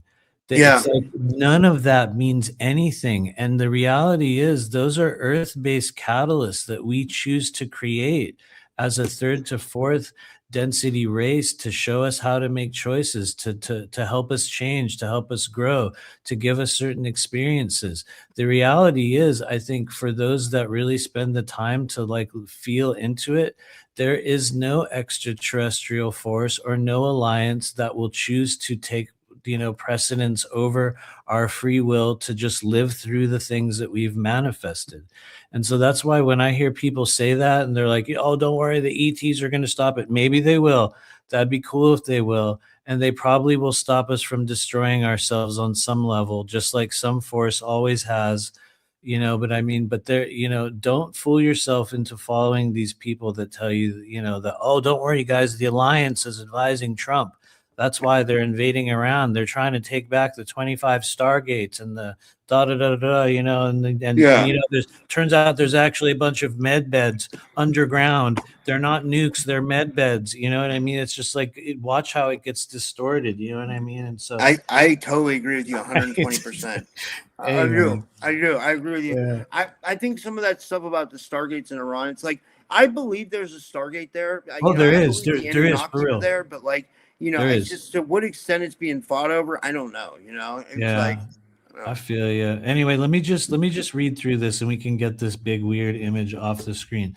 So I'm not saying any of these things are real. Like, you guys know how much conspiratorial bullshit there is on all of these sites, on everything. Some of these things seem to ring like authentic, but here's the rest of it, guys. Here we go. This is what this, quote unquote, Anon says is going to happen. So everybody said no to the tactical nukes. We're like, oh, hell no. And after that, we see Star Bomb and 2 strategic nukes used in Europe. I could see something kind of like that happen in conjunction with Ukraine and Russia. Maybe, hopefully not. After that, we see, oh God, can we even say this? Israel destroyed, Palestinians wiped with it. Oh Lord, Jeez. who knows? Air travel ends, crime and chaos everywhere. Well, that's kind of already happened. So, 3 Yeah. weeks 3 weeks of nuclear events. Well, you kind of already said that. So, maybe. Oh, and then here we go. Ladies and gentlemen, the one we've all been waiting for. Fake alien invasion begins. Oh God. There it is. But we don't have a date range. We don't have a date range. Okay. After that, we have MJ12 releases synthetic alien soldiers. That would be awesome, dude. That would be insane. That'll be cool. That'll give us something to hyper obsess about. Next thing you know, somebody on Facebook will be all, I'm one of those alien soldiers. And everyone will be like, I know, me too. Dude, I was watching Get ready. a video on Get ready. X, or it was it was an Instagram, and I'm always on Instagram lately, and like it was showed this like robot was like performing in China. It's like the Chinese are always doing crazy shit with robots, and anyway, this robot was doing like martial arts, and it lost its programming, and it kicked a kid in the stomach. Yeah, I It was saw so that. That was Oh, you saw amazing, that too? right? Yeah. That was it looked like he really kicked him too. You could see there was contact behind it, right? You could see Yeah. it. He Yeah, really it was did. crazy. He really did. Okay, let's see what else is there real quick. We're almost done, guys. So we have MJ12 releases synthetic alien soldiers. That would be awesome. PLFs, which I guess are the synthetic alien soldiers, hunt survivors. FEMA camps classify people as useful or undesirables. Oh Lord, we haven't heard of the FEMA camps for a while, you guys. Oh my goodness. By Whoa. 2027, oh wait, hold on, get ready, guys. By 2027, 5 billion dead. Well, I guess the housing problem will be over, right? The homeless problem will be done with, right? And then after that, we have fake aliens defeated with the help of real ones. Yes. Okay. Then, awesome, right? Next up, we have, the one maybe some of us have been waiting for, if you follow the right podcasts.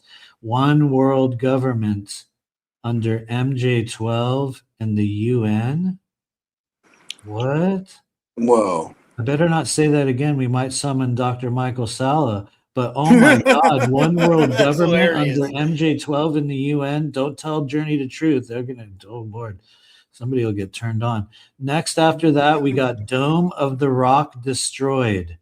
Dome of the Rock. Yeah, maybe.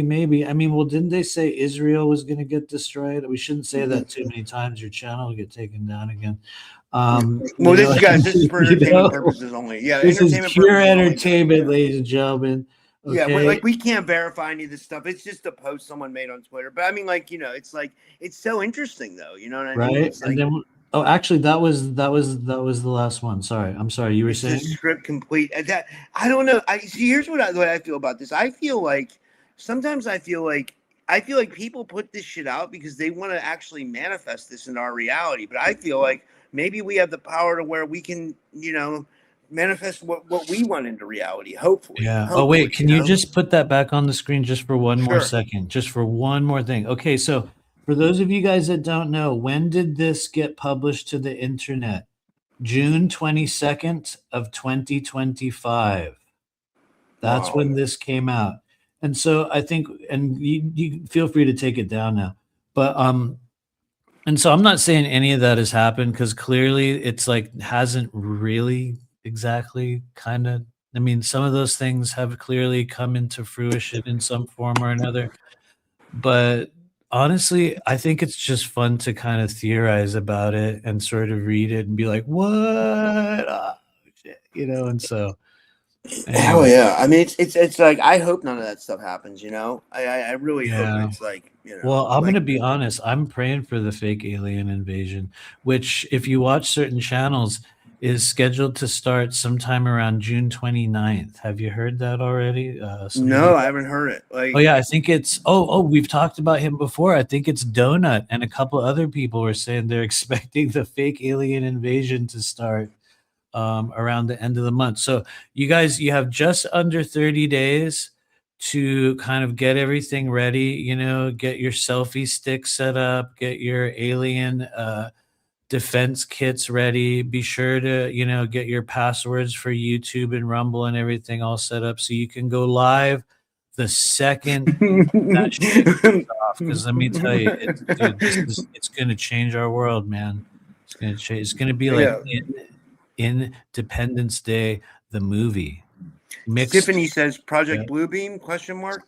I hope so. That would be awesome. And I yes, I'm being kind of, you know, facetious, and I'm also being somewhat serious. I've said this many times. This is old news.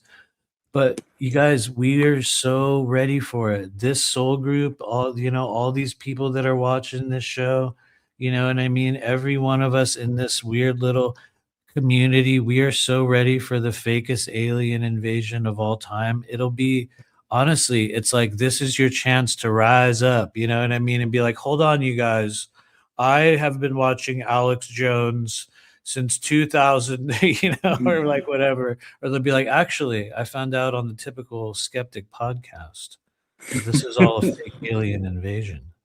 You know what I mean? But then what if the real aliens come? You know, it's like what I mean, like how do we know? I mean, with AI, it's crazy, right?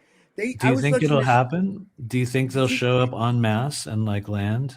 Like, I what do you don't know. think? I mean, it's so crazy. Like I was watching this video with it was in like it was in another country, but they were in an auditorium or some kind of like performance event, and they had these like holographic whales floating through the air, and they looked absolutely Yes, real. I've Did you seen see that. that? I saw that. Yes, yes, which is interesting, but at the same time, I'm like, pretty much every single one of us, if we saw a big ass whale floating through the sky, all of you would be like that.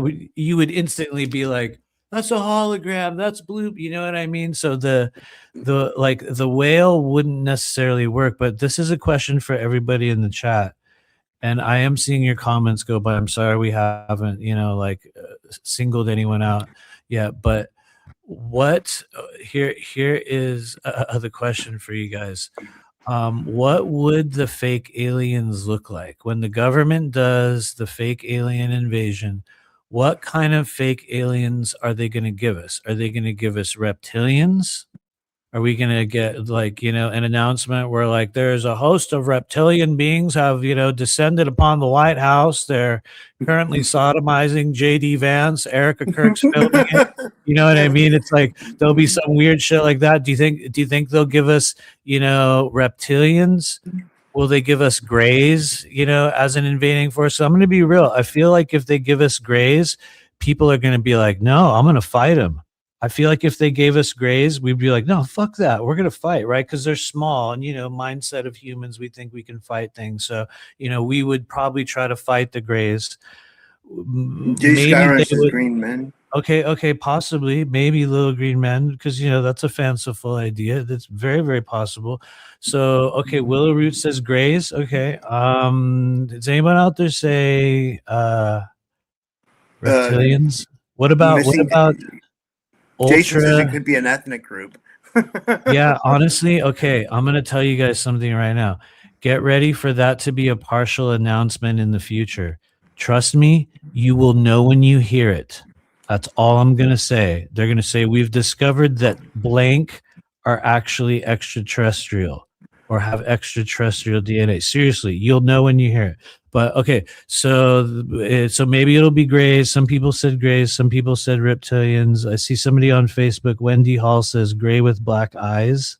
Okay. This is from Encoded BPN. He says, yeah, all the religious people are going to say demons. This is going to be annoying. Yeah, they're already saying that the ET. They think the ETs are the. Yeah, I know. Tucker got attacked by a demon, yeah, and so now everything's a demon, and yeah, I know that does suck. I'm I like sorry. this comment from Jay Skyrunner, and I'm with him on this. He says, "Hoping we get serious Okay, B hot hold women." on. Hell yeah! Yes. Okay, that's actually where I was about to go. So hold on. So far we have reptilians. People didn't really bite on the reptilians. Number 2 was grays. We got some people biting on grays. I think grays won't work. Humans will try to fight them. But then what if it turns out to be super sexy Nordic aliens? I'm And all they're about like it. I'm all about it. hypersexualized. That would be amazing. Okay, so Rob, okay, guys, Rob's into the hypersexualized Nordic alien invasion. Oh my lord! But what if? See, so what do you do if the fake alien invasion turns out to be sexy? How do you navigate that? But no, Tiffany says seriously, big booty aliens. yeah, right. No, Tiffany got it, right.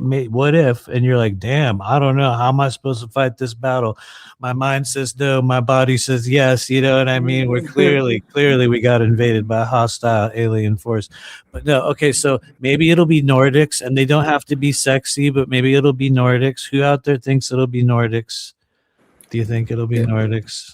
It could be. I think they would be the easiest to. Yeah. What else is give a shout out left? to Miranda. Miranda says, "Hi, Rob and Matthew. Glad to Hey, see you, what's Matthew. up? It's been a while. Good to see you, What's up? Miranda." Yeah, thanks for hanging out. Good to see you again. Anchor Haven says yoga space pants. Yeah, if some big booty aliens came in yoga pants, like that would be honestly, oh that could happen. I am opening a yoga studio soon, so that is no. I swear to God, dude, I'm opening a yoga studio. It's like a whole concept thing that we're putting together. So it's gonna be first. I'm gonna tell you the name of the yoga studio. It's called Yo-gasm. Okay, Yo-gasm. And basically it's this thing that like they're doing out here in Austin now, where for like the yoga class they bring in a really hot buff stripper or a really hot buff dude, and the yoga class is them like flexing and doing yoga in this really tight thong. And so so tons of people go to it, you know what I mean? They don't really participate, but it's going to make so much money, you guys. It's going to be right next door to my new restaurant that I'm opening. What's the restaurant? The restaurant is a Thai Mexican fusion place. That would actually be pretty good. Yeah, it's called Taco Lotus. It's been in the works. Taco Lotus, that's hilarious. It's been in dude, you know what's crazy? You don't even realize how true this is. It's literally been in the works since around 2004. Whoa. And dude, that's cool. Like, here, let me explain. Wendy, Wendy says I'd like to know something. You're on Facebook. You can join us on the YouTube chat, Wendy. We're live on YouTube and come on YouTube. Yeah, come on over to YouTube where they can't find you, but where what's his name? The guy I can't think of his name now.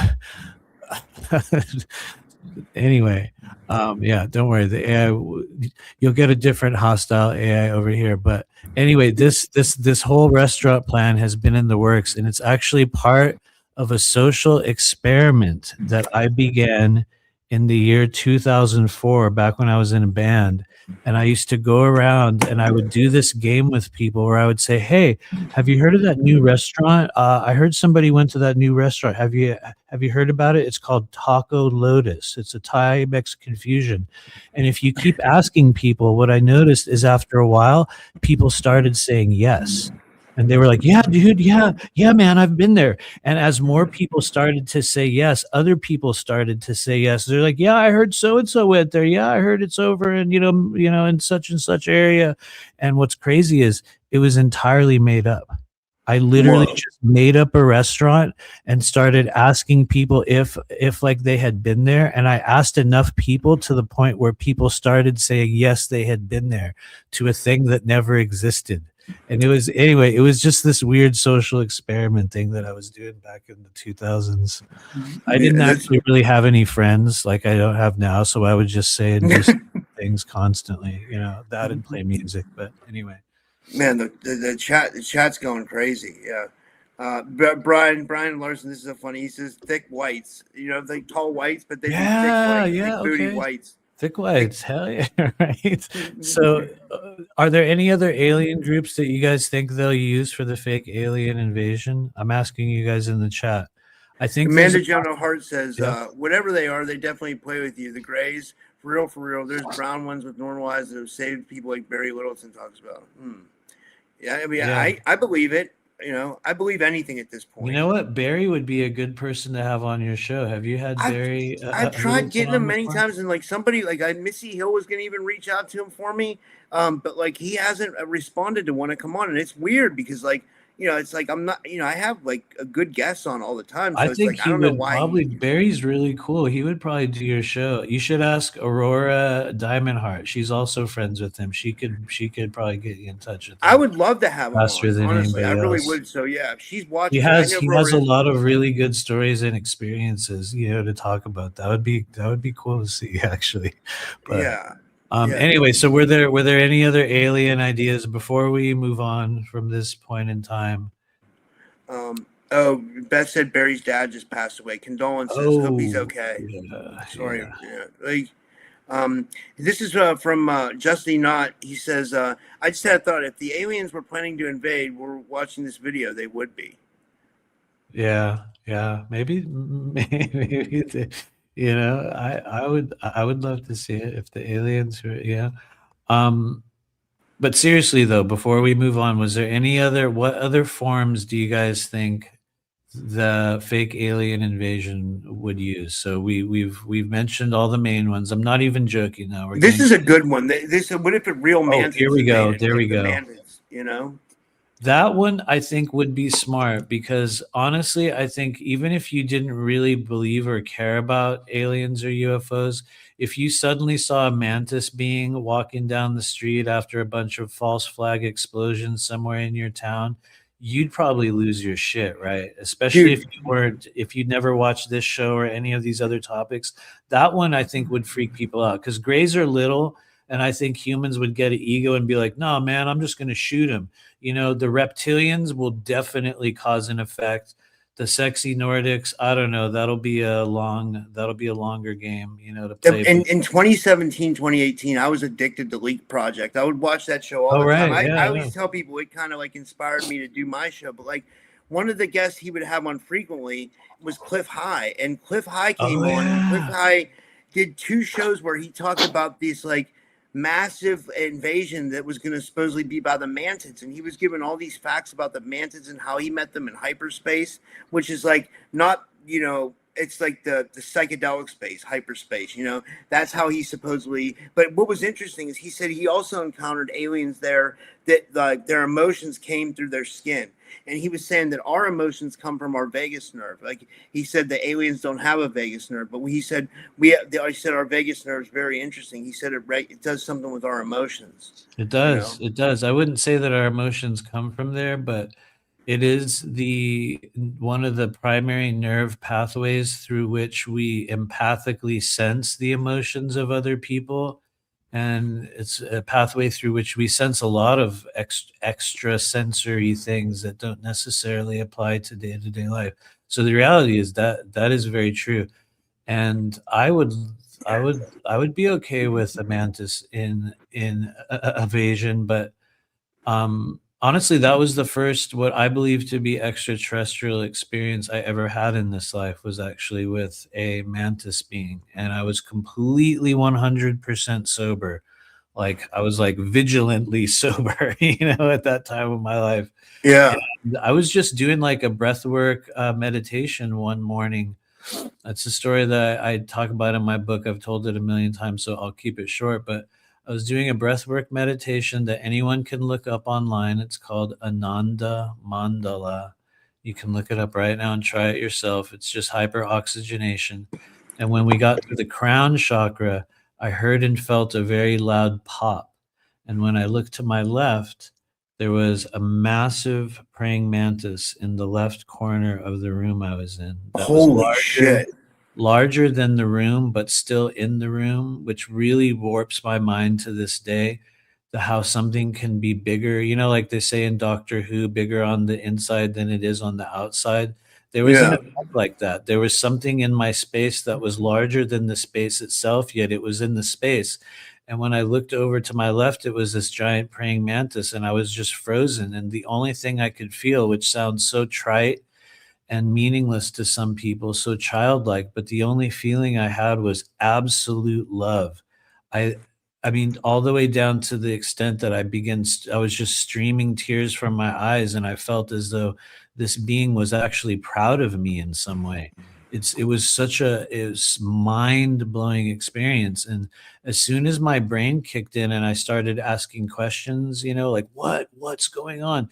The praying mantis immediately morphed into what I would call a shape of a little boy, a kind of Whoa. dark-skinned little human boy, maybe even could be Indian.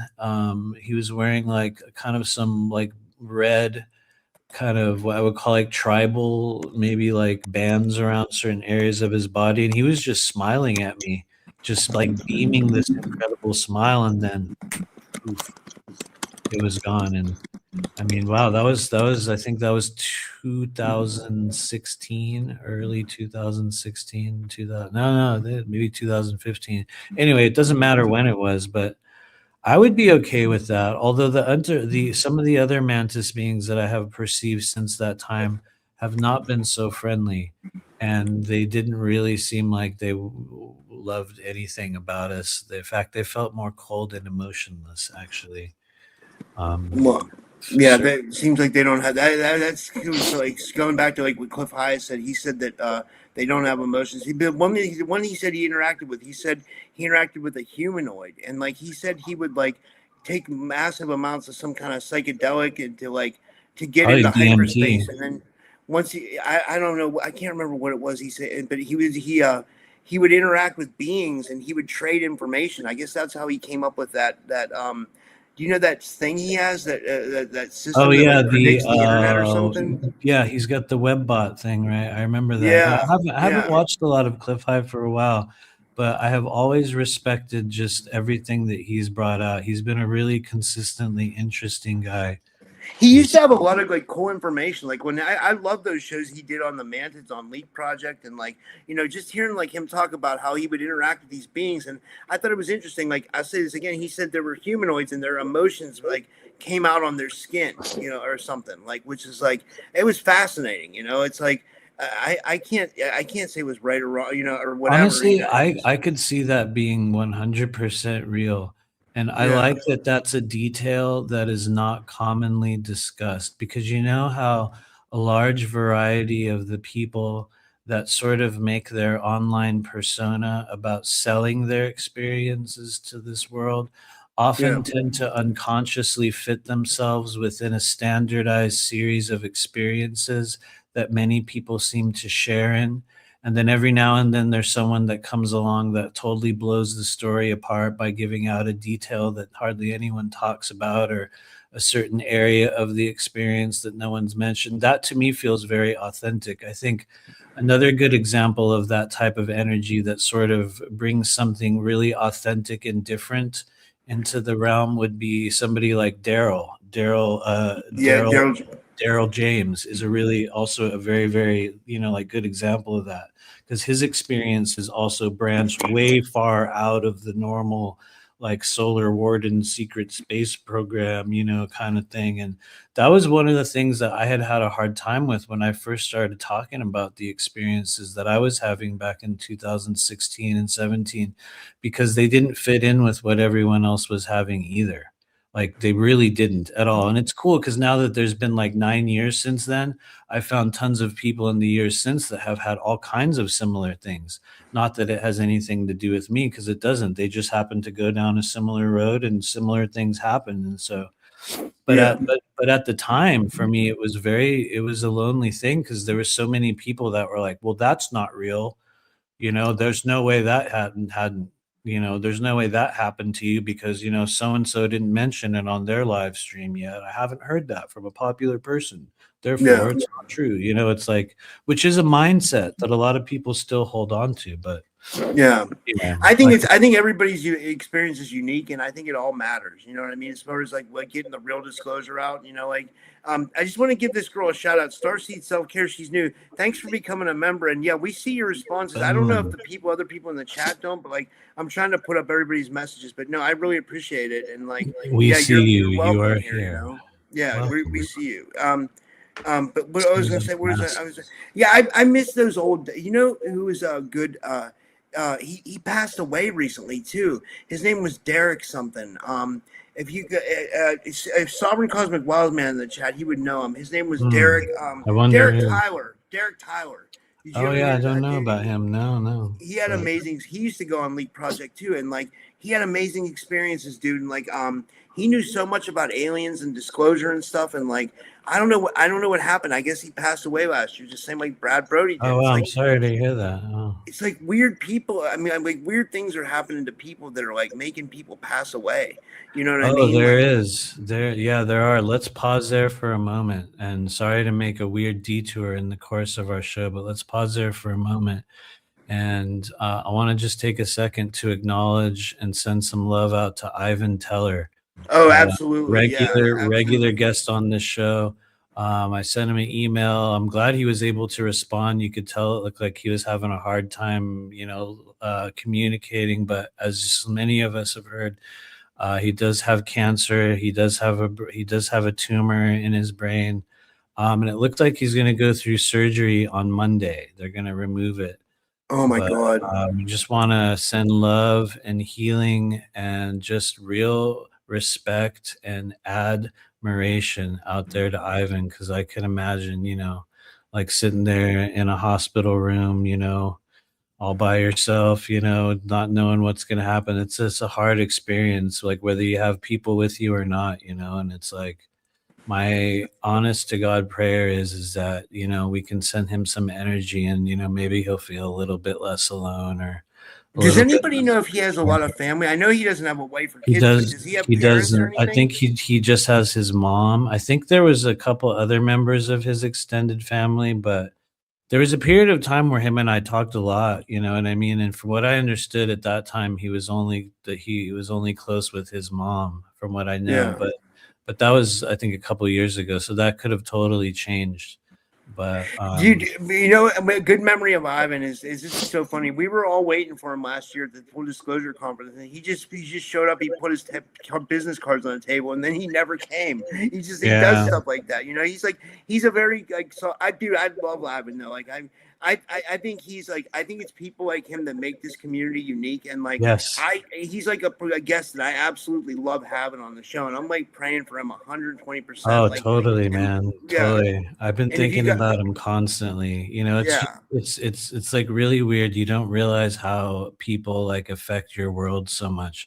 And I think Ivan Teller is a really good example of a person who has affected so many more people than he will ever know.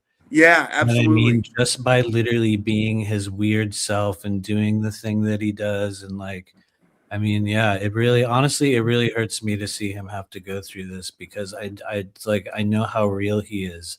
I've spent time with him in person, privately, talking face to face, and it's like he's a truly authentic being just trying to make his way through this world. I mean, a lot of people don't know this, but he has like so many forms of artwork out there. He's got like comic books, he's got like graphic novels, he's got like multiple books, he's got like dozens of like AI videos, and like I think he even had songs for a while. I mean, he has Whoa. such I think I hopefully I didn't get that mixed up, but the dude has such an incredible body of work that it's crazy that like to see how much this guy has like just put in over the years. It's mind blowing, honestly. And anyway, not to go on a rant about it, but if anyone I out think there knows Ivan, send him some love.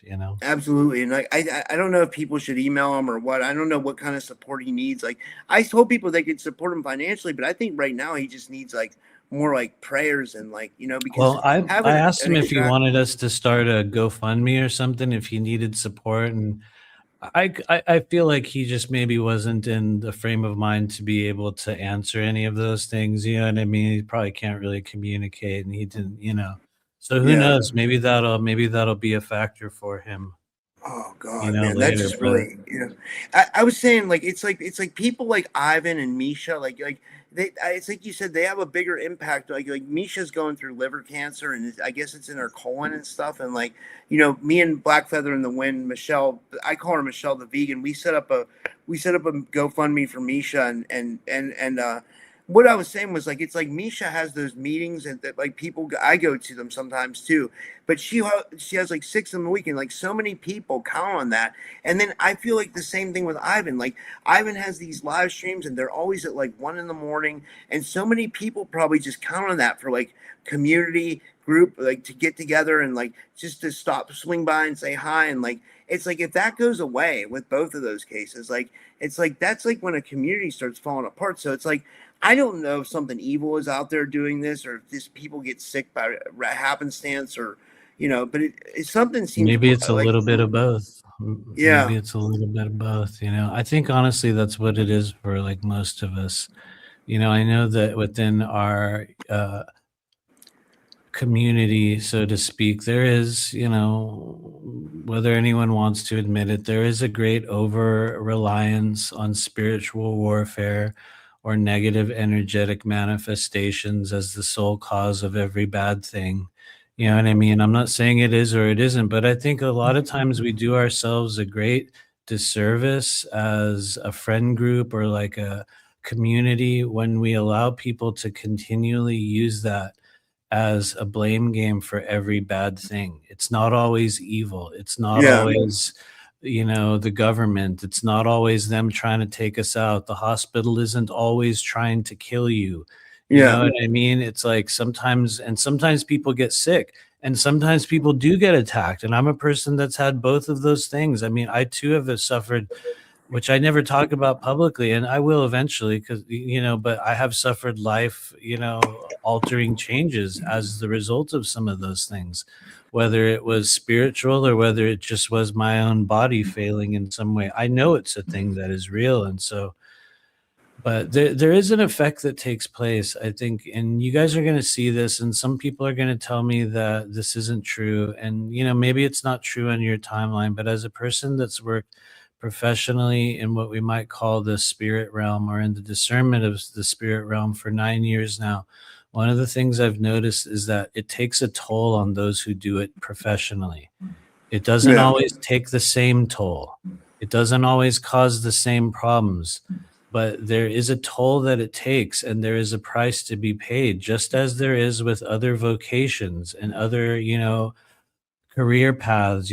Cops get killed, fishermen fall off the boat, railway workers get run over by trains. I'm not saying it always ends out that way, because there's even more people who never have that, but there are casualties, and there are things and sources of energy that build up within the body, for those of us that really, really, really devote our entire lives to doing this work.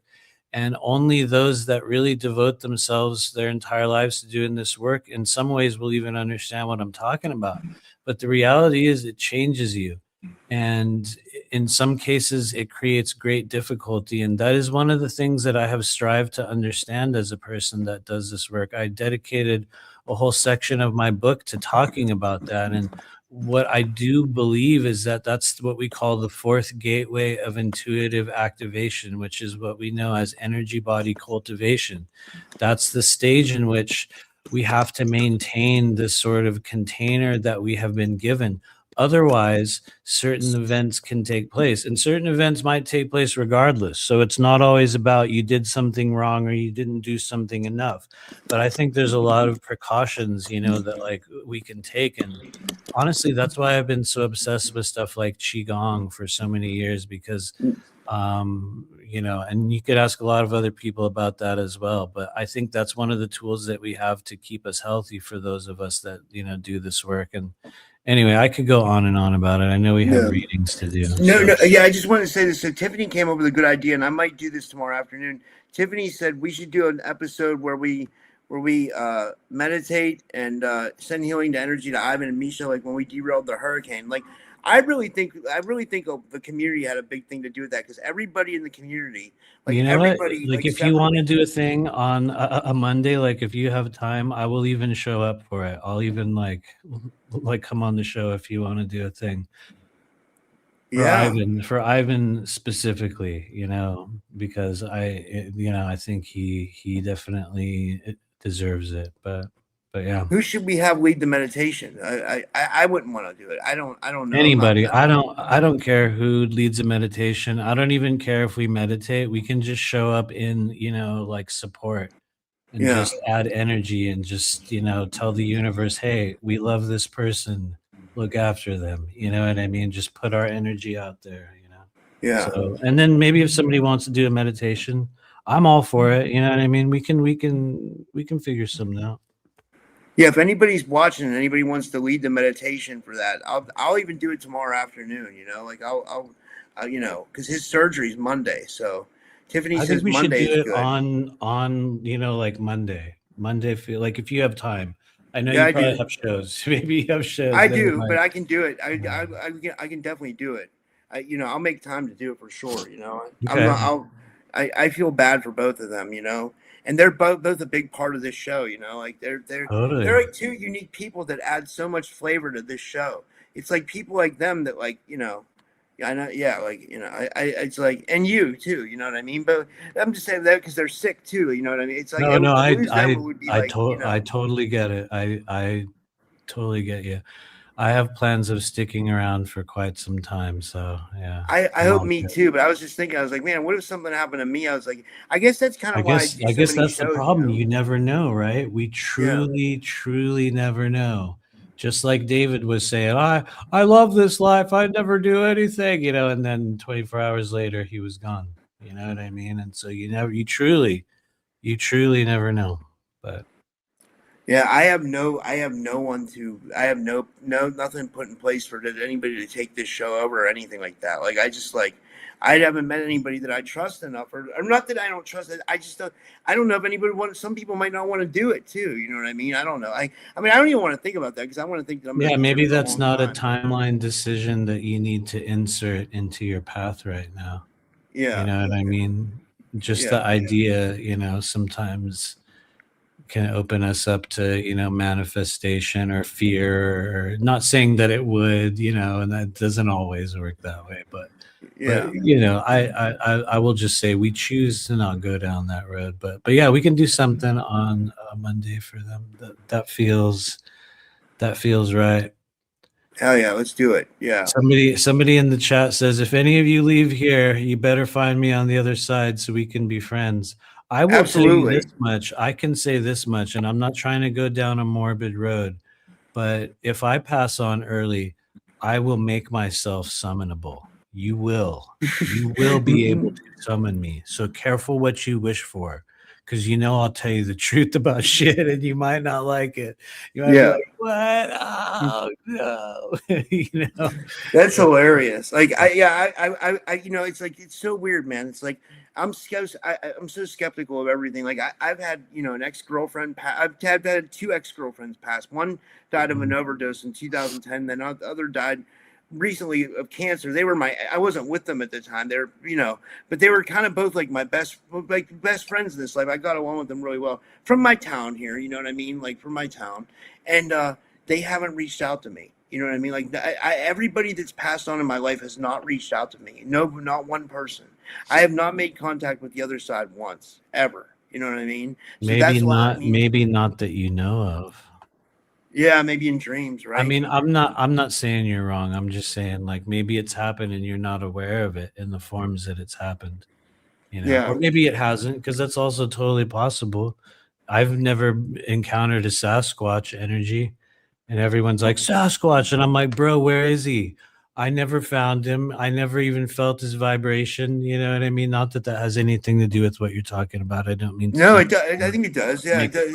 or I like feel you, make. I'm man. not trying to make a joke out of it, but you know what I mean. I want to though. Like I want to see some. You know what I mean? Like I want to have proof. That was one of the reasons why I started this show, is because all the other stuff too. You know what I mean? Like, but like I wanted to find out what happens when we pass. Like that's like one of my. I even Things interviewed like that guy that Richard experience. Martini. Oh, sorry. What? Go ahead.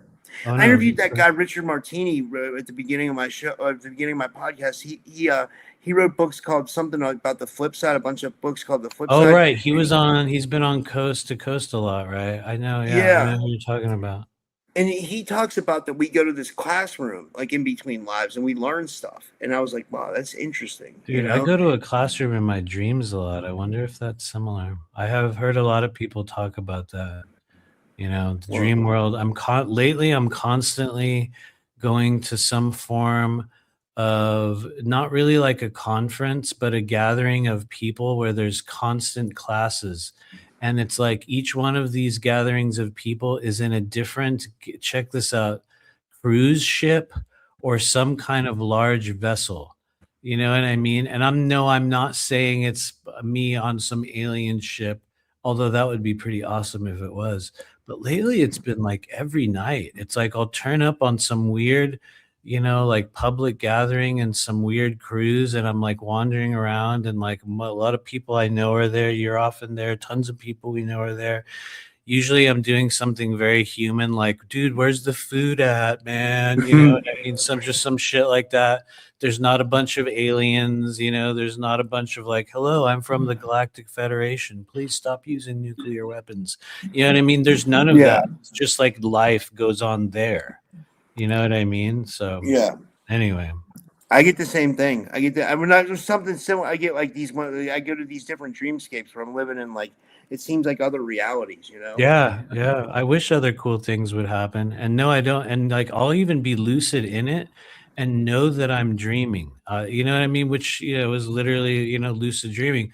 But what I found is that I cannot control the environment the way some people can when they're lucid dreaming and they're like, I'm just going to fly or I'm going to open up a portal and go to Mars. I don't have control over that. It's like, yeah, I'll be conscious and I'll be like, yeah, I'm dreaming right now. I'm definitely dreaming. I understand this, but I can't change anything. I'm Yeah. still stuck on the ride. And it's like I'm observing myself go through a process rather than making choices in the moment. I might have thoughts and know what's going on, but it's a very, very strange thing. It's a very, Yeah. very strange thing. It's Missing weird. Time says, I assume it's on water. I honestly don't know if they are. Maybe you go to like the ship that's on water. I know that a lot of times I end up wandering around into places I'm not supposed to be, and I'll find like big, like technology things or like weird like devices. But, I'm not saying we're in space or on water, but it's so regular now that I'm like, damn, bro, what's really going on? I would love it to be a ship though, because a lot of people say that that's what that is. You know what I mean? That's been a very common line for people that have that dream. I would love it to be. I'm all in on that. I just try to stay real. I wish it was Mall World. Hillbilly Herb says sometimes I find a conference center that connects to Mall World. I would love, you know what? If I'm able to go lucid the next time I go in there, I'm gonna look for Mall World. Hopefully this gets implanted into my dream timeline thought process, because to me that would be awesome. I have not visited Mall World, but I will say the back rooms is getting bigger and bigger now that it's hit mainstream. For those of you guys that practice astral projection or even astral interfacing, for those who feel like they're in the back rooms in their dreams, or those who even just meditate and try to reach the back rooms, now that it's reached such a height of like popularity, it's going to be way easier for regular people to get there. And when I mean get there, I mean it's a real place that we've created with our collective consciousness. We created the back rooms as a people, as a race. You know what I mean? And we're the ones that are sort of guiding what it has, become. And so it is a place that you can visit.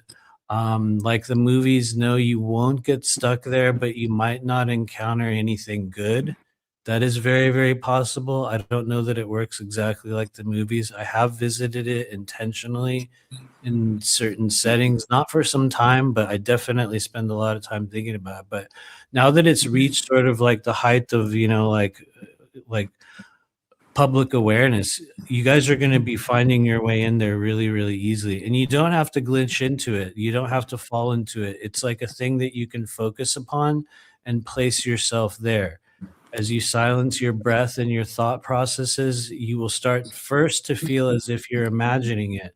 And that's a very important stage that you must allow.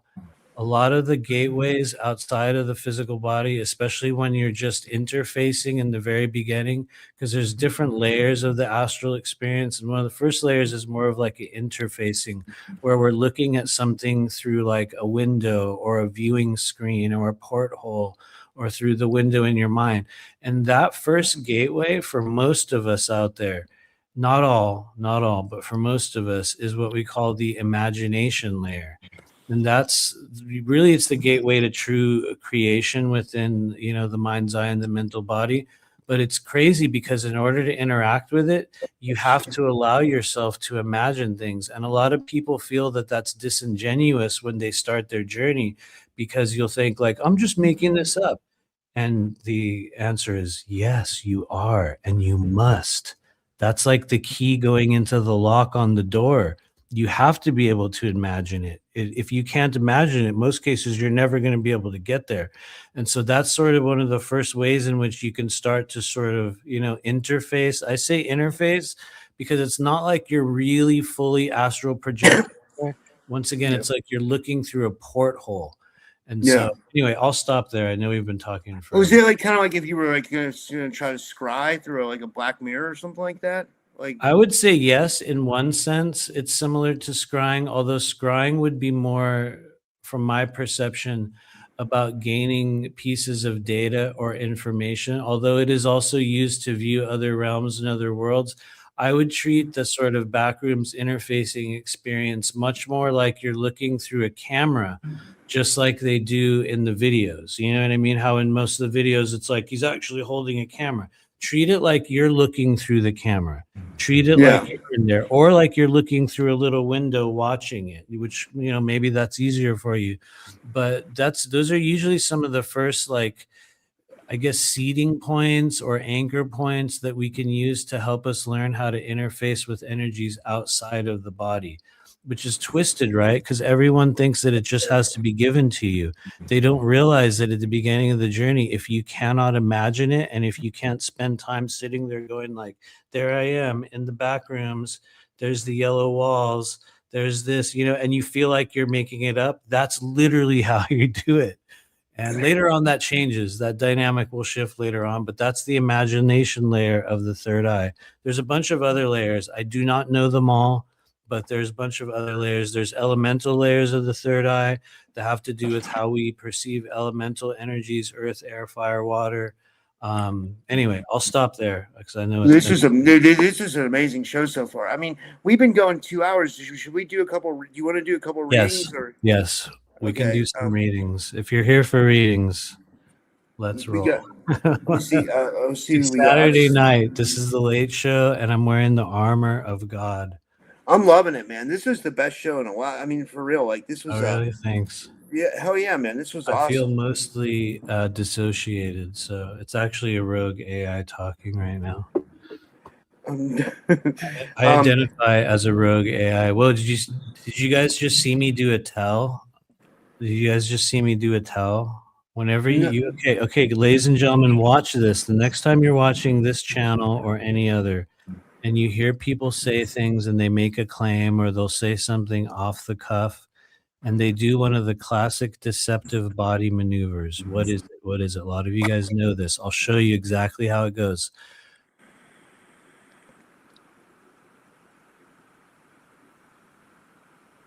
They start touching their face or itching their nose, primarily this region right here, right around the lips, the upper lip. That is a place that when people are bullshitting, they will almost always unconsciously itch or start Whoa. to touch themselves there. It is universal. It doesn't signal outright deception. So let's be clear about that. It doesn't signal a person that is specifically lying to you. It could signal a person that is unconfident about what they're saying. They don't have confidence in what they're presenting. and they might not be telling the whole story. So it's not like always an indicator of like, because you're going to watch a lot of people do this, and not all of them are bad, and not all of them are deceptive. In fact, you're going to watch some really cool people do it, and you're going to be like, "What? Matthew said that was a tell." In most cases, it is. It'll signal that there's low confidence within the information that we are presenting, and so we unconsciously seek to cover or obscure our words. If you ever have full view of a person's body when that's happening, watch where they put their hands. And you'll notice when they say certain things, people will often put their hands behind them, they'll put them in their pocket, or they could even take something known as a fig leaf posture, where they'll sort of place them together in front of the groin, which is also a different signal. But you'll see all of those things with people, and it'll teach you so much. So next time someone in here is like, I'm in every single secret space program, I'm in Dark Fleet, and I'm also in Solar Warden, and last night I was in a med bed, and they're doing this over and over again, you can go, that moment, like that meme with Leonardo, and he's like sitting at, like watching, like he's like watching something on the TV with like the beer can, and he's all, you'll see it. Anyway, I'll shut up. I wanted to say, since we're doing conspiracy, we'll go get into the readings. Just saying, I wanted to say, this is one thing. I was just looking through my emails for the people who donated and stuff, but like, I got an email from Alex Jones. I guess he sends it out to all his people, or the people who subscribe to him, and he says, confirmed. It says, White House sources tell Alex Jones that Trump did explode on Netanyahu yesterday, and he said, "You're fucking crazy." And Alex Jones says this means the president is moving away from continuing this war. He said, Alex Jones says, we got to keep putting pressure on him to stop it. So Alex Jones is totally against the war, which I like that, because I don't like the war either, to be honest with you. I know there's I don't either. war, but like, I don't either. Yeah. I don't either. I'm not even anti-war. I'm not an anti-war person. On the third density plane, war is a natural occurrence and part of the catalyst for growth. It's going to happen regardless. I am anti this war in particular. I think it's the shittiest one I've seen since I've been born. The most worthless one, maybe since Iraq. Yeah. It's crazy that we have to live there. And then Crystal's in the chat. She says, "No war stuff, guys." She says, "All right, I got you, Crystal." Thank you. Yeah, no, dude, it's okay, because it's been 2 hours of me ranting, Crystal, about all kinds of randomness. So And I thank just you wanted for to being focus the on one voice of more thing. reason. There was a comment in the chat. I can't go back up to one of the women in the chat said that when she sees like how you were talking, she says she almost sees through a fisheye lens. And I thought that was interesting, because I used to make skateboard videos with my friends, and like I used to film with a fisheye lens, it was called, and it was like a wide view. So this girl's seeing like how you said, but she's seeing, I guess, like a panoramic or a wide view.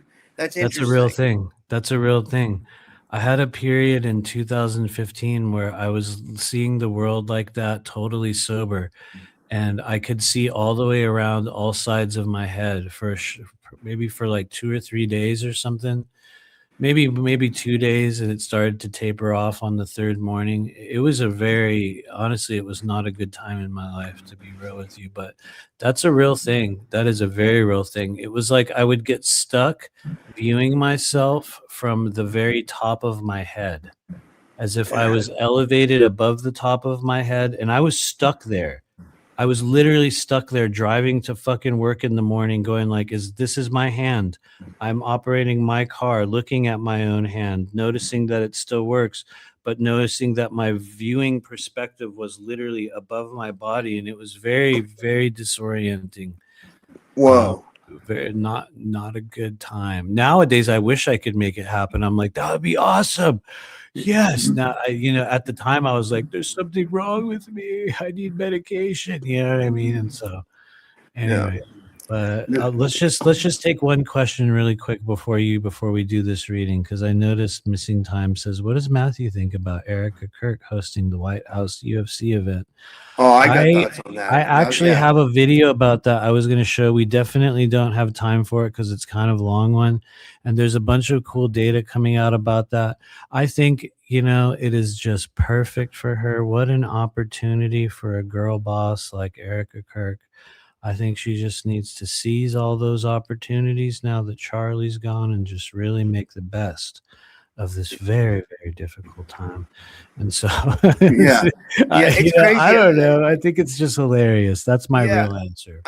What I think, honestly, I've been a UFC fan since like 2013. Then I used to watch it when I was a kid. Like, I don't like that they're making this political because they're going to drive away a lot of fans. Like, and for Yes. people that don't know, I'm an independent, but I have more conservative values. So like, I align with a lot of conservative stuff, but I'm an independent. Whereas like, I'll call out bullshit wherever I see it. Like, I Good. don't like the Republicans or Democrats. You know I what I don't mean? I either. think it's all I bullshit. don't You know, either. like, but I like, hate them both so. equally now. It's weird, but anyway, go Yeah, ahead. so like, this whole thing of like Erica Kirk being like, it's like they're trying to politicize the UFC event, and that's not what it's about. It's like, Honestly, she doesn't have any business there. That's my real, honest to God opinion. I'll give you my silly opinion. I'll give you the real one.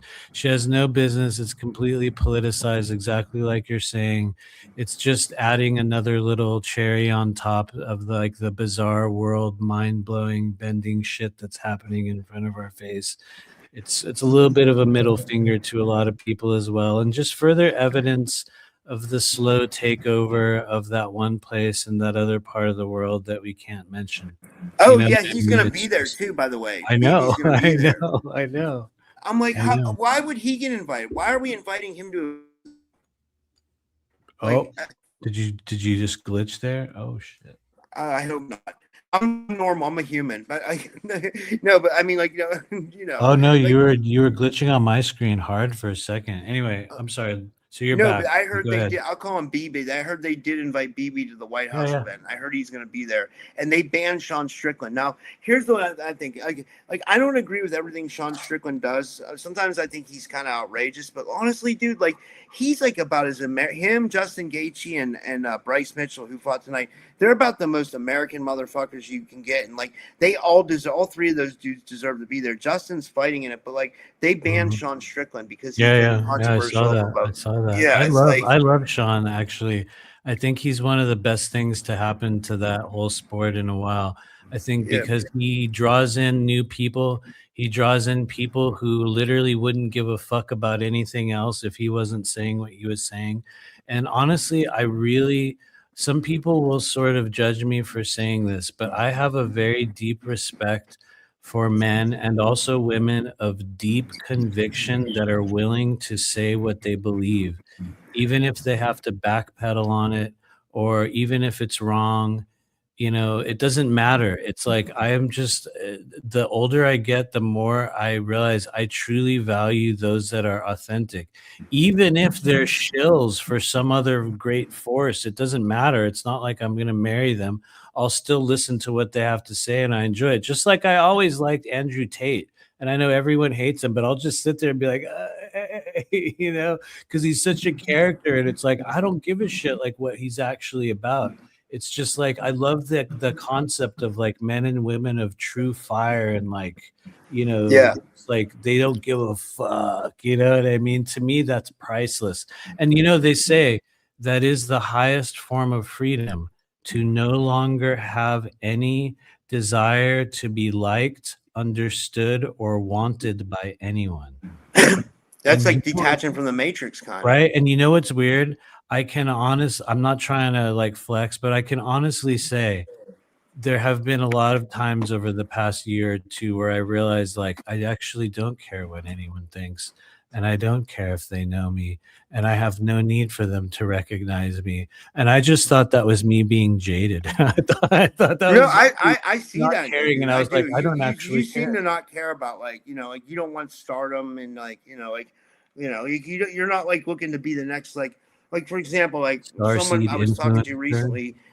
The girl told me she said that she wanted to be the next Starseed influencer, and I was like, I couldn't believe this woman told me that. And when I heard it, I was like, man, it like That this hurts in a happened. way. Yeah, it was like everything I thought I knew about the person. I didn't. I don't know. Right. Right. I feel But you. I guess we could do Crystal first because Yeah, she didn't want us to let's talk do about it. posts. So yeah, We'll start with Crystal. Okay, cool. Oh, just really quickly, Starseed Self-Care. Hey, does Matthew, does your sessions require a birth date? I am the least astrological psychic you will ever meet. My wife uses astrology all the time and she's a genius with it. I am the least astrological professional psychic in the world. I'm all body systems. chakras, meridians, and what I would call timeline energy streams related. So you can tell me your birthday, but I'll be like, okay, yeah, you know, nice, yeah. I was born in December, you know, Anyway, um, this is for Holland Sass. Crystal, thanks for hanging out with us. Here we go. This will just be a general one. These will be general unless you guys put a question in the chat. I'm not going to ask you if you have a question just to save time. So if you actually have a question that you want me to answer and you're up for a reading, you can write it in the chat. I'll probably see it before Rob, so don't worry. But if you don't have a question, we're just going to keep them general. And so And I just want to say, like the people that would be next would be Clarice Claudette and Colleen Curry. If you guys are both in the audience, can you put a thing in the chat so it makes me easier to find your name so I can pull you guys up? And Clarice donated last show, but like I wanted to get her for this one. So it's all good. All good. Okay, So here we go. This is for Holland Sass. By the way, you guys, if you're in Holland Sass, tell us where your restaurant is in the chat. Hurry up. Go to the Elbow Room in California, right? in California. Where is it? Because it's useless for me to say go to the Elbow Room in California. It's in I don't want to say I don't know California that well. Like she'll tell us. Hopefully she'll say it in the chat, Crystal. Because you guys, she has a whole okay, Montrose, California. If you're anywhere near Glendale, California, Montrose, California. Okay, if you're anywhere near these places, look for the Elbow Room. Go there, order a sausage roll, and tell them that Typical Skeptic sent you. Only if you order a sausage roll, regardless if they have sausage rolls. It that doesn't sounds matter good, if he doesn't dude. have a sausage roll. Just order one. What would be good is if we if we do our meetup and I have we could have Crystal cater it. You know what I mean? Like she sounds like she has some good food there. You know, I've seen the images. There was a hot dog she posted the other day, and I was like. And I don't even eat hot dogs. I'm like the least likely to eat like a tube of meat that's like processed with, the souls of like 25 different animals. Not that I care about that, but I don't even eat hot dogs, man. But I was like, looks good, right? Where you're just like, okay, like you bitch, you know what I mean, Yeah, Anyway. I love food, man. I love food. It's a problem for me. By the way, I got my blood work back. I'll just tell you this real quick. Oh yeah. So I had a full panel done, everything, Nice. thyroid, everything, like Okay. CBC. My blood work came back perfect. They said, but they said that I have high cholesterol. So that's the only thing. Okay, so you're not in fatty liver anymore?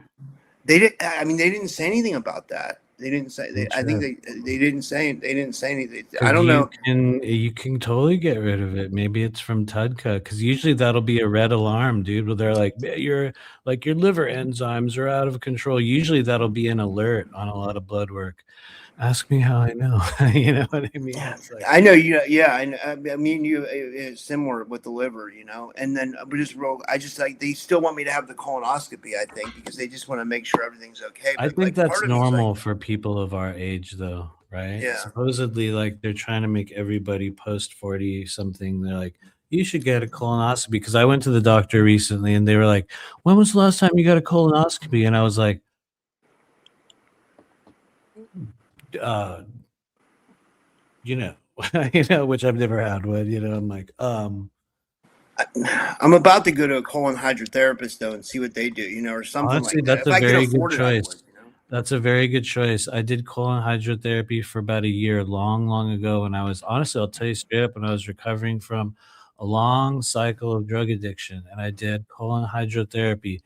It actually had a very powerfully positive effect on me. It really did. I would do it again. I would definitely do it.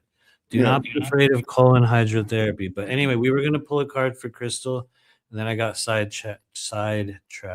Sorry. For Holland Sass, aka Crystal. 3, 2, 1, and oh, hello. Haven't seen this card in a while, Crystal. You got a 9 of Pentacles, which will probably look really blurry and hard to define on most people's screens, mostly because of my lighting. But the 9 of Pentacles is a very, if you don't know 9 of Pentacles, let me start out by telling you this. Pretty much everybody in the world wants to have a 9 of Pentacles. How would you know if you were in the moment or the cycle of the 9 of Pentacles? Well, you'd reach a place in your life where things look better and they smell better and they taste better. And, you look around you and you're like, it's okay. This is pretty good. This is all right. And you realize things are really coming together and conditions improve. And then someone comes along and they're like, hey, you're doing really good. And you're like, yeah, I'm doing really good. And they're like, hey, we're going to go do this, or I have this thing, or how would you like to X, Y, and Z? And you're like, oh, I can't actually. Yeah, I'm not able to. I have to do this thing. And they'll be like, oh, well, I just bought a brand new, X, Y, and Z. Oh, yeah, I don't have one of those either. Yeah, but I have all this. I've got all this now, but I don't have that. And what I'm describing is the cycle of nines in the world of tarot. The cycle of nines bring us forth toward completion in some way, but something will always be undone. And so the 9 of Pentacles is the type of undone where everything around you is great. It's just you're going to be penned in or hemmed up, as they say, in a certain way. You lose a little bit of freedom. Sometimes you'll be seemingly even under the control of other people, not in a bad way, because everyone looks at what you'll have and they'll look at where you are and they'll be like, damn, this looks pretty good. And then you might in the background be like, yeah, I know, I'm trapped by it. It's kind of like a golden bird cage, so to speak, but it's not a permanent one. And it's not one that you're forever trapped in, because the 9 of Pentacles asks you to break through comfortability and predictability in your life. It asks you not to settle when things get better, to push past it. And that is the thing that can become uncomfortable for 9 of Pentacles. You have to get out of a comfort zone, which is a really simple thing that I could have said and just cut out all that story. But it really is. It's asking you to break out of a comfort zone and to realize that in your near future, you are actually due for an improvement, which is a good thing. Just don't become complacent. And I don't see you as a very complacent person, Crystal, but you'll know if this applies to you. You'll know an area of your life. So I'll leave it there. Yeah, I love that. That was great. That was incredibly deep. I'll go to Jason donated. I'll go to Jason next because sometimes he has to wait. And oh shit, yeah. But I don't know if Jason wanted. Sometimes he donates for someone. Like sometimes he donates for Selena. I don't know if he wanted a reader or if he wanted it for himself. Jason, can you let us know? I'm not sure. It's all good because we're gonna just pull a card. Okay. Jason, Oh, yeah. I'm gonna start calling you J-Rod now. He says Selena. It's for Selena. Oh, it's Sorry. Selena. Okay, because I was about to do one for Jason, but okay. But anyway, Jason, I'm gonna call you J-Rod from now on, like the alien J-Rod. Since you're with us in the time of disclosure, you're gonna be J-Rod. But I love that. I say That's that a in cool a loving, nickname. light-hearted way. Okay, in a light-hearted, fun way. But anyway, here we go. So this will be for Selena, for the mind-body-spirit complex known as Selena, wherever she might be out there in the world. Okay, here we go. For Selena in 3, 2, 1, and we're seeing them live in the moment. Selena, hello. You've received a 6 of Cups. Wow, that's a complex moment. Okay. 6 of Cups, ladies and gentlemen, for those that don't already know, this is advice from your higher self to connect with, to heal, to play, to really bring out the inner child, to witness the inner child of others, and to spend your time to really invest yourself in an offer of healing, in healing the things that did not get healed at previous stages of your journey. And I don't mean from a place of trauma. I don't mean from a place of crisis. from a place in which we're being offered something beautiful. And one of the things you're being offered right now is to play like a child, to behave like a child, but not a wanton kind of chaotic child. You want to play like a child who's just here to have fun and to grow and to witness the growth of others. Because when you look at the symbolism in the Six of Cups, you see that they're exchanging cups of flowers. And we have one child handing a cup of flowers to a different child. Now, yes, depending on what tarot deck you have, you might have a very different image of or symbol to work with. And so Six of Cups takes many forms, but one thing we find is that each six involves an investment of some sort, an investment and also an authorization. And so the investment in Six of Cups comes with you being willing to engage with your inner child in a new way. It's honestly a really, really good thing to have. It's just, it's often a very emotional time for a lot of people. It's a time in which you will revisit pieces of yourself from earlier stages of your life. And, luckily it's not usually a negative experience, but it does come with a lot of emotions, and it could come with a lot of tears. It could also ask you to connect more deeper sometimes with your kids, or to check in with your children, because I know you have kids, which I know you're good at doing.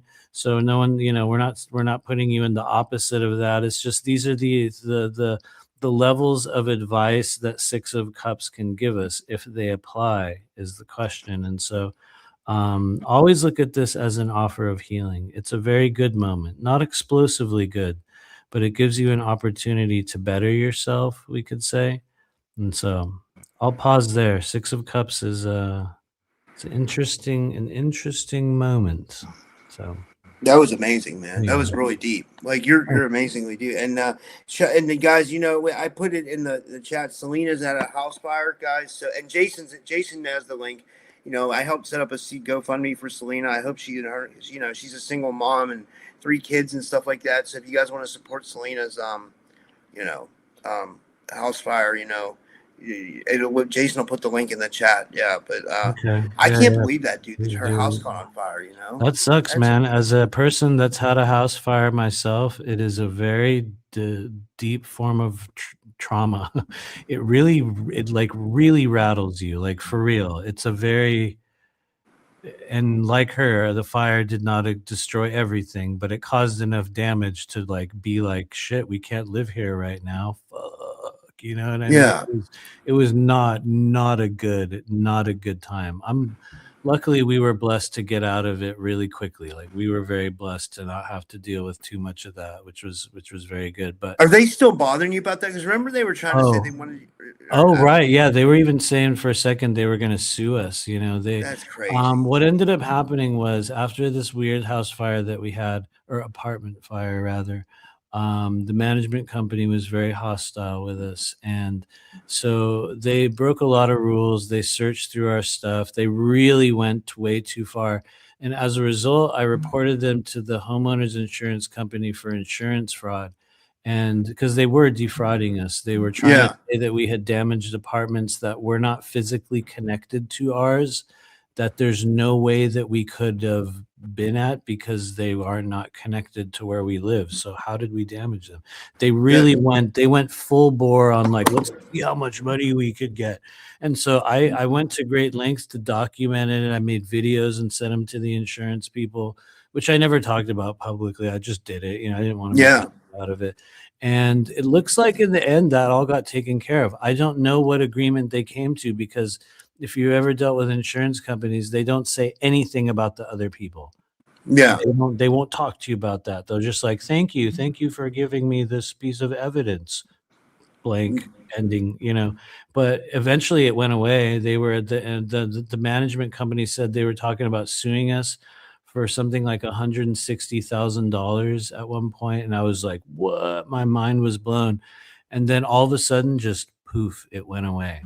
Thank God. Oh yeah, no, really. Yeah. I was grateful. And so it just vanished. And Actually, what happened was they sold the entire apartment complex just a couple months after that. They sold it to some other company, and it was as if it never happened, and it just like went on, and we moved out, and the story was over. So Makes you wonder if they do stuff like that to like, like to you know what I mean, to like cash in on stuff. You know what I mean? that's Like, what I believe it was. They were just trying. They were like, "Oh man, those guys had a minor fire. Let's see how much we can get, like out of this thing." And looks like they got a lot. But anyway, not to yeah. dwell on that. Do we have other readings? Yeah, Well, we got a couple. okay, go I guess for it. we'll do Curious Colleen next. Here Okay, she cool, goes cool. here, Yeah, yeah. and Okay, cool. I'll Let's see if do she wrote a message in the thing here. She just says general reading. She says.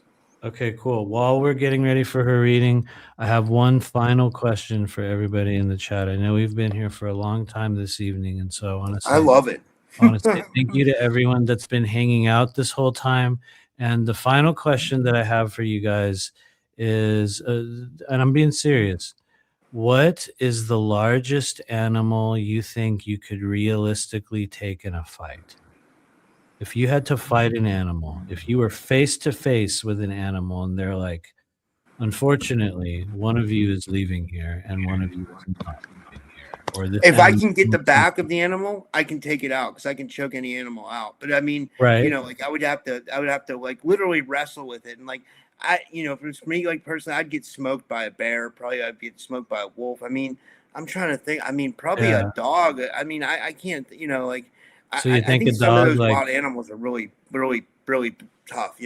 like realistically, you think a dog would be the largest thing that you could take in a fight? And I'm very Yeah, curious. Those of you and guys in the I chat. consider myself to be pretty tough. Like I'm not giving myself credit, but like I have like a fight. I'm not top, but I have like fight experience. Right, Stuff right. like that. You know how to cause damage if you had to. Right, right. I get it. Yeah, dude. Okay. Speaking So, of which, I'll tell you what. I just got into like a small.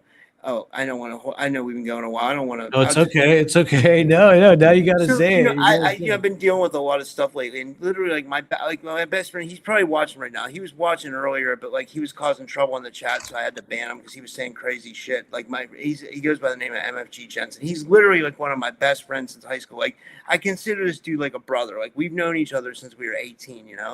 He's And allowed we to went. troll you then. That means Yeah, he's allowed to troll you. It's yeah, okay. yeah. So like we went there for Memorial Day to his parents' house, and it was like the three of us, me, my friend Elliot and Dan. We've all been friends since high school, and like all we did the entire time is like we argued the entire time. It was horrible. Like I felt so bad because we were all like best friends. Like literally, these guys are like my best. Like yeah. But like, and then when it escalated because like my friend got super drunk and he punched. This is kind of hilarious. He punched a burger out of my hand, but then somewhere out of me, I just like spun around and I hit him, and I hit him in the back of the head, and he kind of bounced off the wall. And like I got so scared that night, dude. I thought like I was like, what if he goes into like a concussion? Like I'm just over here like trying to send him energy healing because I'm like, because like when people drink and if they get hit or something, they can like they can really Right, be, you know what I right. mean? Yeah, yeah. So I had to think, I was like, why am I getting to a point where I'm so worked up about shit in my life that I'm actually like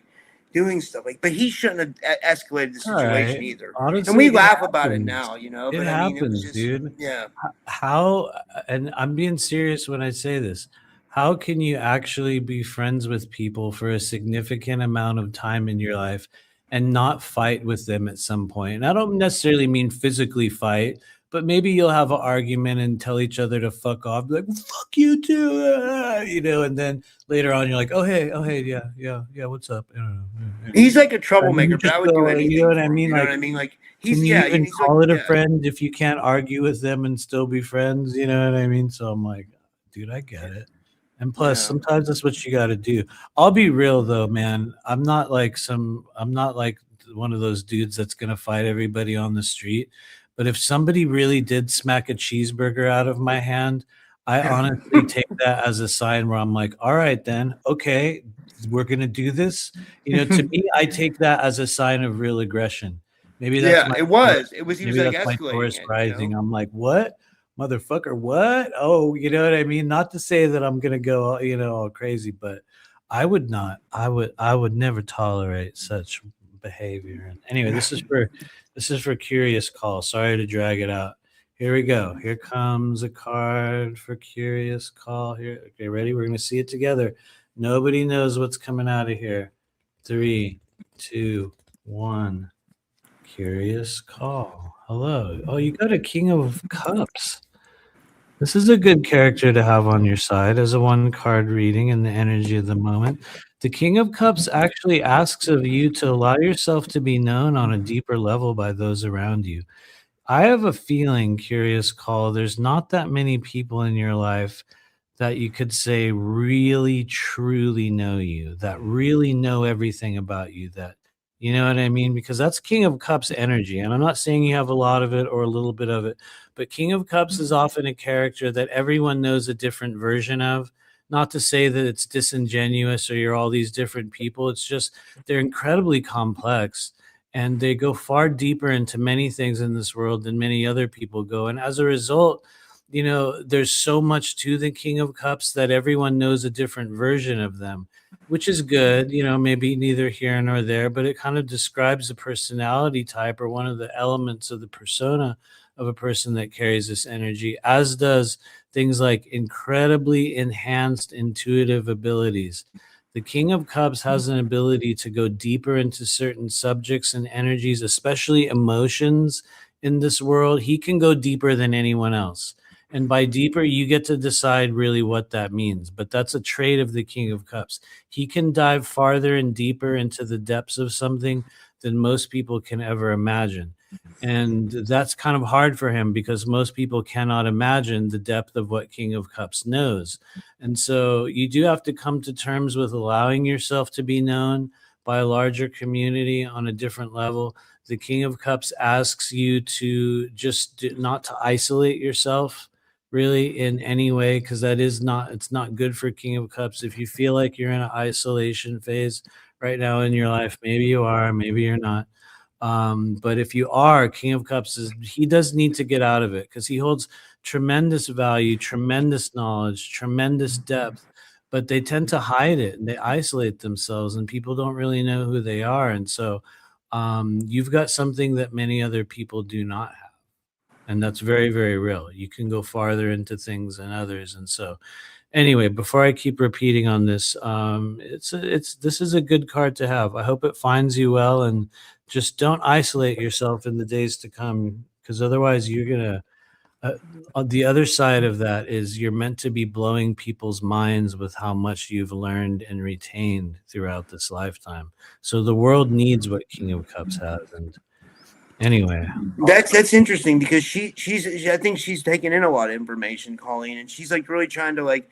She's a friend. I consider her a friend. She seems like she's like trying to sort things out, and she's always asking really good questions about what she wants to know about, like, you know, that everybody comes on and talks about on this show and other shows, you know. So she's that makes perfect sense for her, you know. That really does. I got a question for you. You using a new deck? It looks like you got a new deck. Like, actually, no. I've pretty much only used one tarot deck the entire time I've been doing this work, which is, for wow. those of you guys out there, it is the Robin Wood Tarot. Not Robin Hood, Robin Wood. She was a lady that drew the tarot deck, and honestly, it was the second tarot deck that was ever given to me by kind of the only mentor I think I've really ever had, at least living mentor, that kind of showed me the way when I started this. And it was really just an extra tarot deck that she had. And the reality is I did not like Robin Wood when I got it, and I still don't really like the artwork today. It's something that was given to me and it was familiar to me. And I realized that within what Robin Wood had created was actually the meaning of every single card. And I was like, huh, Wow. interesting. That's not a thing I've seen with too many other tarot decks. And so it just became the one that I used. But honestly, at the start of this journey, I thought I would be more mysterious. And I was like, I'm going to use the Aleister Crowley Thoth deck. That'd Or be some cool. other mysterious dark thing. And I still have the Aleister Crowley deck, and I tried to do readings with it for a while, and it just didn't really speak to me, which is a Yeah. thing you have to look at when you're starting to read tarot. Is like, does the deck that you have speak to you? Are you Yeah. able to look at it and feel a message and communicate something through it.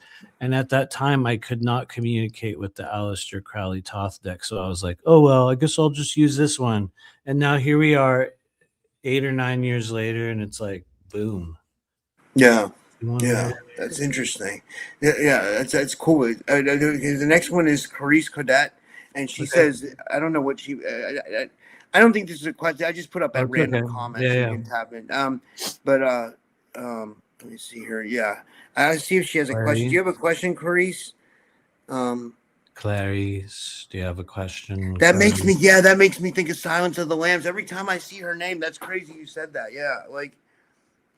Yeah. Okay, let's pull a card for Clarice. That was a good movie. That was back in the era when I could actually watch movies. You know what I mean? That honestly, the pre-COVID, like 9/11 movie scene was a magical time. You know what I Hell mean? yeah, dude. There was a lot Yeah. of good stuff. Silence of the Lambs was epic, dude. I Yeah, the loved '90s were what real was it? good for movies. Wild, Yeah. Wild Bill, like the serial killer in that movie. Remember, like I even went and downloaded that song. I still listen to it. It's on like it's on my permanent playlist. By the way, the song is called Goodbye Horses by Q Lazarus, if you want to look up what I'm talking about. That's the Whoa. song from the scene in Silence of the Lambs where like Buffalo Bill's dancing, and he's like, Oh doing yeah, this that was like thing, crazy. yeah, that's the song that's playing. I was so into it. Anyway, So were here we you a go. Dexter fan too? Oh, actually, you know what's funny? I watched every single season and episode of Dexter ever made until didn't they do a new one? They did a new Dexter, I right? think so. Yeah. Yeah. Yeah. So that was one series I went all in on. And I genuinely enjoyed Dexter. I feel like the way they ended the original Dexter series was shocking. It was abysmal. It was it was like a slap in the face and a middle finger to everyone that devoted themselves to watching that show. But that's like a whole other era, so we don't have to get into that. But Yeah. yeah. Anyway. She didn't. I don't think she had a. I think she. It's okay. We're just gonna pull a card for her. This is gonna be for Clarice. Here we go. For all those of you guiding Clarice, anything that needs to be seen or heard, and we're gonna see it together. Remember this, you guys. I don't lay the cards out on the table and go, let's wind up. It's like we see it, boom, right now, in the moment. In 3, 2, 1, and hello, Clarice. You've received the 7 of Cups, which honestly is a very good card to have for those of you guys at home that are still watching out there. If you're still watching, thank you. It's been a long journey tonight. But what do we have here? We have the 7 of Cups, which looks like a woman. She's got her head in the clouds. And look at all these cups around her. They've all got something very interesting in them. Some have magic. One has danger. One's got a dragon. One's got a castle. They're all symbolic of the many possibilities that are available to you right now, Clarice. And I mean that sincerely. 7 of Cups has a lot of possibilities, meaning there's a lot of things you could create right now, a lot of things you could manifest. I don't know if that sounds too general to you, but it is actually a very general thing because 7 of Cups says there's a lot you could have, there's a lot you could create. But right now, they're all still within the mind's eye. And what we need to do is prioritize our desire when we have a 7 of Cups and become willing to choose one cup at a time. Because this often denotes a person that has a lot of irons in the fire or a lot of ideas and sometimes not that much action. And the result of that is that we get a little bit of a lot of things in this life. You get to sample many things. You get a sip of this or that, but you never get to go all the way in any one area. And so 7 of Cups asks us to prioritize our desire by really connecting with only one cup at a time, making a choice and devoting yourself to that choice. And what you'll find is if you're willing to do something like that right now in this energetic climate, you're going to have enhanced manifestation, meaning you can bring something into the real world much quicker. It's just that it requires action behind it. And so I'll pause there. It's a good place to be, but action is needed to create something in the real world. So Thank you. I hope it helps. I love that. That was amazing. Yeah. Like, and let me see. She says yes. I feel very creative. She says. Thank you. That's a very, very good sign. Anyway, do we have anybody else? We can do Yeah, like one or two more or something like that. okay. I know we're stretching into 3 hours. When was the last time you did almost a 3-hour show, Rob? I sometimes every month I do a show on Rumble, but not many people know about it. I do a Rumble premium stream, and sometimes I'll stream for 5 hours, and I nobody really comes to it because it's for the Rumble Creator Program, so I have to stream like 5 hours every month of premium content. So like I'll just do it. I'll kind of put it out, but like no one really shows up. But like sometimes I'll just do it all in one clip. Sometimes I'll do a couple hours one day, a couple hours another day. I usually do it in the morning, like. And I wish I knew something better to put premium content out on Rumble, but like I don't want to do because nobody, not many people show up. So it's like, but no, but as far as like regular streams go, it's been a while since I've done one this long. It's just like, okay, sorry. This is like Nathan Sizek territory. You know what is I mean? it really? Is it? Does, like, Oh, long Lord. shows. I don't even know how many people are watching. There's probably only like 5 or 6 people watching. No, we have like 50 people watching. Oh, we are? Okay. So if you're one of the 50 bots that are watching, say something in the chat. I'm still trying to figure out what's the biggest animal you guys think you can take in a fight. Let's scan upward and see what some other people had to say, because I saw there were some answers coming in about that. That's a serious question, by the way. What's the largest animal you think you could take in a fight if it was a life or death situation? No, you don't have to kill him, but you just have to get it off of you. So what's the largest animal? Rob said you were talking about the dog earlier. Yeah. I'd say maybe a dog, but I don't know. I try to stay really open-minded on that. I think a lot of these animals can surprise you. I noticed somebody mentioned the honey badger earlier. No chance. Literally no chance, dude. Jason thinks he can take a shark. He's in the chat. He said, and then really? Beth Noya says she could take a koala. Koalas are like cute animals. I mean, I hope it never comes down to having to go against a koala. But they say koalas have horrible self-preservation instincts. Like for real. I watched a video about it. They don't even try to save their own children. They'll just let them drop. They'll just like, oh no, let's keep eating. It's like they're very weird. They're very weird. But so yeah. I hope you can handle the koala. I don't know about the shark. I gotta be real with you. I mean, really, maybe it depends on what kind of shark we're talking about. Are we talking about one of those mini sharks? You got to be very aquatically, adept to take on a shark. You know what I mean? Like it's like, right. You're like in their territory, right? So it's like, Yeah. Anyway, I was just hoping nobody says the gorilla. That's insane. Yeah, those are. Yeah. You know what's crazy? I have read that in most situations, they would actually run from humans. They actually don't want to really fight you. Wow. Oceanic white tip? Oh my God! What? Heavier than you, probably. Although I am officially in my fat era, so maybe it's not heavier than me. I mean that. I really am in my fat era now. Me too. I'm definitely. I never was like this. I was always in shape. Like. Like I don't know. Okay. I have been bigger than I am now, but not by much. I'm like not by that much. So anyway, yeah. Dude, I was at a point. Everything's bigger in Texas, right? So it's okay. Everything's bigger in Texas. Yeah, I used to be in like immaculate shape. I used to like work out all the time. I don't know what happened. You know what I mean? Like I don't know. When I was with that girl Nikki, it kind of like messed me up. I don't want to get okay. Honestly, for a lot of us, the liver happens. The liver will back up and make it very hard for you to lose weight. Just the liver by itself, as a backed up liver, your detox pathways, it's not like they close all the way, but they'll slow down dramatically. You know what I mean? And you hold on to fluid, and we hold on to weight. And anyway, I could go on and on, but do we have any other final? Yeah, we have a couple more. Yeah, we have Tiffany. Let me pull her up here. And then I said we do Tiffany, and then Brandy. We'll do those two last. We will do Tiffany and Brandy. That sounds good. Okay. Let's pull a card for Tiffany. Money guy, what up, money guy? I want to be a money guy. I feel like God's next challenge for me should be, can he handle a ridiculous amount of money? I wish, dude, I wish God would give me that. I could I really am use ready that. for that. I'm ready for that challenge. Let's give him $25 million and just see what he does with it.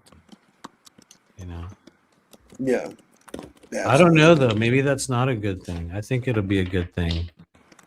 I can tell you what, I'll buy everybody here a new car. Hold me to that. Since there's only 5 people in the chat, if I win $25.9 million, I'll buy everyone a brand new Tesla 2 weeks before the EMP hits. You'll get like 2 weeks. You'll have a Cybertruck, and you'll be like, "Bro, let's shoot it. I heard it's bulletproof." And then next day, the internet's gone. Your truck's a paperweight. You know what I mean? But at least you'll get 2 weeks out of it. So anyway, this is for Tiffany, right? Yeah, Tiffany. Here we go, Tiffany. We're gonna see it live in the moment. Oh shit! Hillbilly says, "I don't need a new car. I'd be happy with a free banana split." No joke on this, Hillbilly Herb. I've been looking for a good banana split lately, and I'm not trying to make a joke. I'm not being facetious. I, for real, literally have been looking for a place to get a banana split out here in Austin, Texas. And I know there are many, but I just keep seeing DQ. And I don't know if you guys know this, but Dairy Queen does not use real ice cream anymore. What do they use? It's called frozen dairy dessert. And it's a mixture of like casein, which is like this like milk protein shit, mixed with like vegetable oil and this compound that makes it so even if it's not frozen, it never melts. And so if you go right now and get a banana split from Dairy Queen and leave it outside for 12 hours, you're going to be shocked by how much it does not melt. You're going to trip yourself out. You're going to be like, oh, okay. Maybe we shouldn't eat that. Anyway, it's a weird thing, but let me get back to the readings because we are running out of time. I'm going to automatically go into ascension mode in a little while. Things happen. I usually start ascending a certain time every night. But anyway, this is for Tiffany Marie. Here we go. Live in the moment. 3, 2, 1. Here we go. Oh, it's back. That means we're going to pull a second card. So, Tiffany, first off, you got a 6 of Cups, which we already heard about. Sometimes they come back because they need to come back. Sometimes they also come back because we place a lot of discussion and energy and focus on them, and it becomes like somewhat of a beacon of energy in a deck of 78 cards. So whenever I'm doing a live stream and I pull a repeating card, we pull another one, but I'll keep it quick. The first layer of your message tonight has to do with embracing your inner child and just being mindful of just what it is that you're healing through the lens of your inner child right now. Check in with that piece of yourself and just see how they're doing. And now that I've said that, here comes number 2. Watch it be another one we already saw. Oh, it's not. You got a 10 of Pentacles. So you could be, I say this gently, you could be at the end of an era right now. There could be some generational changeovers occurring in your life. There could also be, and this goes outside of a 10 of Pentacles, this is more something that I feel for you. There is what I would call a transformational stage of energy that's being brought into your life that's going to allow you to kind of shift your status and your placement within an overall social group to just help you kind of rise higher and to be more seen and to just really allow the particular type of energy and the message that you hold to be kind of viewed by more people. It feels like you're being kind of brought into an opportunistic phase for that right now, but it's not a guarantee because it doesn't matter what's on the other side of the doorway for the 10 of Pentacles. It could be a number of things because you see a doorway there in the image. And the whole idea behind 10 of Pentacles and multidimensional tarot is that you have to acknowledge there's a generational shift taking place, whether large or small. And you must be willing to walk through a doorway within your life, knowing that you won't come back the same version of yourself. It changes you and it changes the world around you, whether in big ways or small ways. But the good news is it tends to benefit us. It brings, notoriety, benefits, gifts, inheritance, things that are meant to come to us into our life. And so honestly, it's a pretty good energy, but it's also very complex. It's one of the 4 endings in the world of tarot. And so honestly, it's the ending where everyone wins. Now, some of that might not pertain to you in the now moment, because 10 of Pentacles involves a lot of different things. But I would say look for opportunities to rise higher within what it is that you're presenting and doing right now. And you might notice that's a little easier for you. Then again, maybe not. It depends what you're trying to accomplish, because sometimes this energy goes the other way, and that's a door that closes in our life. In old school tarot, that would be when cards get turned upside down. If you see people that do readings and they do like reversed cards, you know, the reverse would be, oh, you got the bad version of it.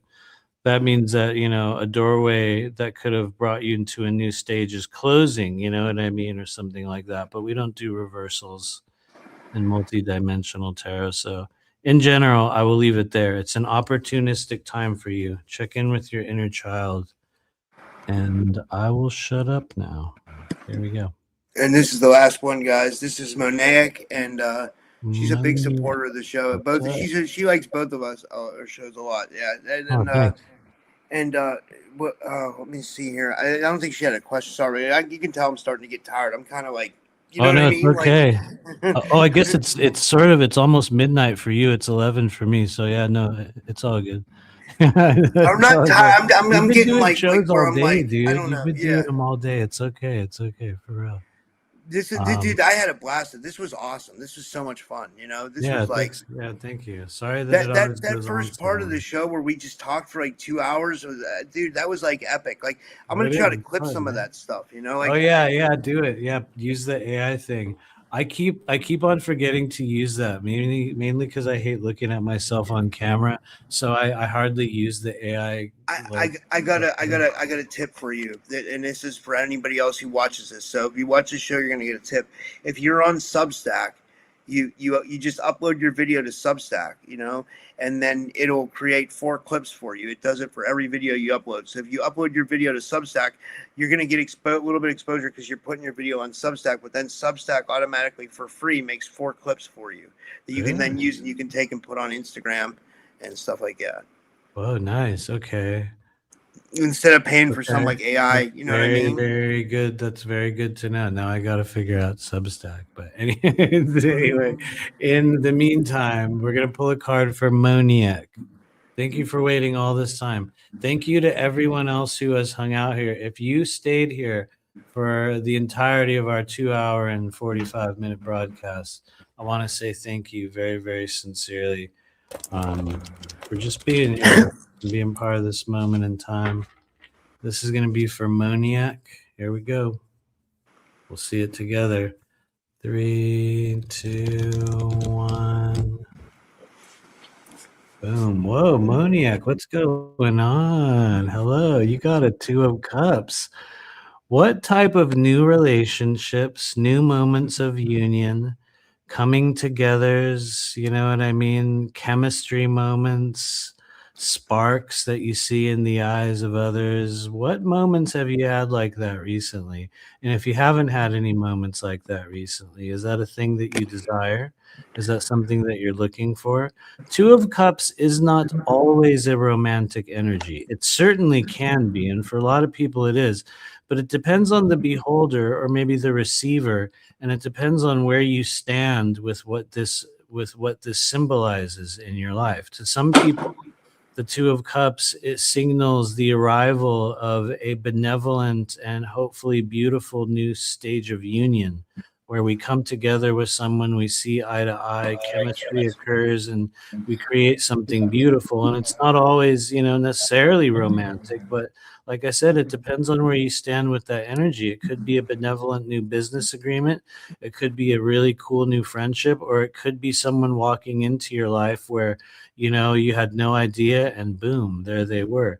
Now, let's say if like in situations where you're already in a relationship and romance is already a factor in your life, that's where the 2 of Cups takes a little bit of a different spin. And that's where it becomes sometimes an advisor. It advises us to come together, to see eye to eye. It asks us to find those moments of union. It asks us to seek intimacy in whatever form we can find it, to share energy with another. And so it could be in a romantic way, it could be in a practical, real world, platonic way, but it does require you to make a decision. Every two in the world of tarot is a crossroads moment where we will go this way or that way. And both of the people in the image of Two of Cups had to make a decision to come together. They chose that moment. It didn't happen accidentally. They didn't just ram into each other and, oh my God, oh my God. You know what I mean? Although that does happen in this life, the Two of Cups is a deliberate choice you'll make to become available to whatever that might be. It doesn't guarantee it. It just says, this is an energy that's around you. Become available to it. I see somebody in the chat says, I need this card too. And the last thing I'll say tonight is that the nature of multidimensional tarot, the thing that makes it multidimensional is that it applies to many different individuals across many different walks of life, or what we might even call dimensional planes simultaneously. Meaning that a lot of times when I'm doing tarot readings, especially on YouTube, people are watching it and they're going, I feel like that's for me in a way. I feel like that's about me. That kind of applies to my life. Oh, but it's not. It's for that person. There's no way. It couldn't be about me. That can't be. Yes, it is. That's why it's multidimensional tarot, because it's about more than one thing, more than one plane, more than one situation, all at the same time. And so if you feel like some of these cards are speaking to you, it's because they're speaking to you. And they're illustrating possibilities in their life. They're illustrating things that you have to heal in your life. It could show up in different ways. If you're wondering, if you're one of the people that's seeking this and you're like, what do I have to do to, like receive this type of a moment in my life? Because I've been looking for it and I need it. Let's say if you are, the first decision is you must be willing to receive. You must be willing to receive. They had to make a choice to come together. So you ask yourself, like, how involved am I in actually seeking and finding and receiving what that is? And you'll find that in a lot of cases, most people that say they desire it, they're like, how involved am I in actually making it happen? And I'm not calling anyone out. I'm just saying this is common. They realize that they're not. And it's just a thing that they think about. And they're like, I wish I could. Maybe I will. And it's like, well, what are you actually moving toward it? That's where Two of Cups comes in, because the twos are always direction oriented and they involve us going this way or that way. And so anyway, I'm going too far on the tarot class stuff, which we're doing right now. I'm in the middle of a tarot class cycle, ladies and gentlemen. So tomorrow is session 3 and anyway, it keeps going. Is it going good? So It's actually it's going really good. It's going great. Every year's a little bit different. Every year's a little bit weirder. Every year we have a few glitches, you know what I mean? It's just the way it rolls. But honestly, it's the most fun class I get to do. Because That's cool. Because just like here, I'll talk for like 3 hours and just rant about tarot, and everyone really enjoys it. So as long as everyone's having fun, I'm like, okay, as long as you guys are having fun, you know what I mean? Cool, perfect. That's all it takes. So I feel you, man. But this was amazing, man. I guys, I have to be. There's something wrong. I spent 6.5 hours online today. Yeah, you gotta go. Get out of here. You gotta go. But I don't know why I do. But This is your life, man. It's okay. I get it. I saw like multiple people in a row yesterday. It takes a weird toll on you. Back a few years ago, I could see six people in a row for an hour each all day, and I was like, "Cool, let's keep going." And now I'm like 3, and I'm like, "No, now maximum will be 3," which is good. I'm glad that people even want to see me, so I'm like, "Okay, I'll do it." All right. But you're like me in the sense that you and your wife, you guys have done. You're professional psychics. You've done thousands of readings for people, right? Oh yeah, this is the only thing I do. It's the only work, just like you. This show's the only thing you do. The practice that I engage in with people, what you see me doing here on the screen, that's what I do every day professionally. And I say it a million times, but it's the only thing I know how to do. Anymore. Dude, I'm telling you, you're pretty awesome. I think I always tell, like, I gave you props the other day. I said, like when somebody was doing a reading and you gave them props, and I was like, that's pretty good to be getting props from Matthew, because I said I think he's one of the best readers. I can't remember who was doing. I had someone doing readings, and you kind of gave them props, and then I was like, appreciate that's it. yeah. Thanks, man. I appreciate it. It has certainly been a fun evening. For those of you guys out there that want to find me, you can find us at our website, rememberyourmission.com. You'll probably also see me in the chat. I will probably troll everybody every day for a little while. But you can find us at rememberyourmission.com. And you can find me on YouTube at rememberyourmission.com. We do have a second channel, and I'm going to go live on that second channel this coming Thursday. If you want to find it, it is called The End of the World with Matthew Mournian. If you search for that on YouTube, you will find it. You'll find a channel with subscribers that has 0 content. That's how you'll know you're there. You'll be like, there's nothing there. I know, because it was another channel and I deleted all the content. Now I'm going to do something new with it. But we're doing our first live stream on Thursday. So you can find it and join us there. I'll be doing readings again for everybody, and I'll be showing some other videos that I have. I will find the time one that I didn't queue up today. We'll show that as well, but that's coming up this Thursday. So you can find me on YouTube at Remember Your Mission, or at, I believe it's at End Times Madness on YouTube actually. But so you can find us there, and then lastly, I think that's it. Yeah. That's it for now. Thank you for hanging out all night. Yeah, thanks, guys. And this was amazing. It was an amazing day. We got more people tomorrow, so I'll see everybody tomorrow. And thanks, Matt. And this was awesome. And I'll see you guys all tomorrow. And thanks, Totally. guys. Have a good night, everyone.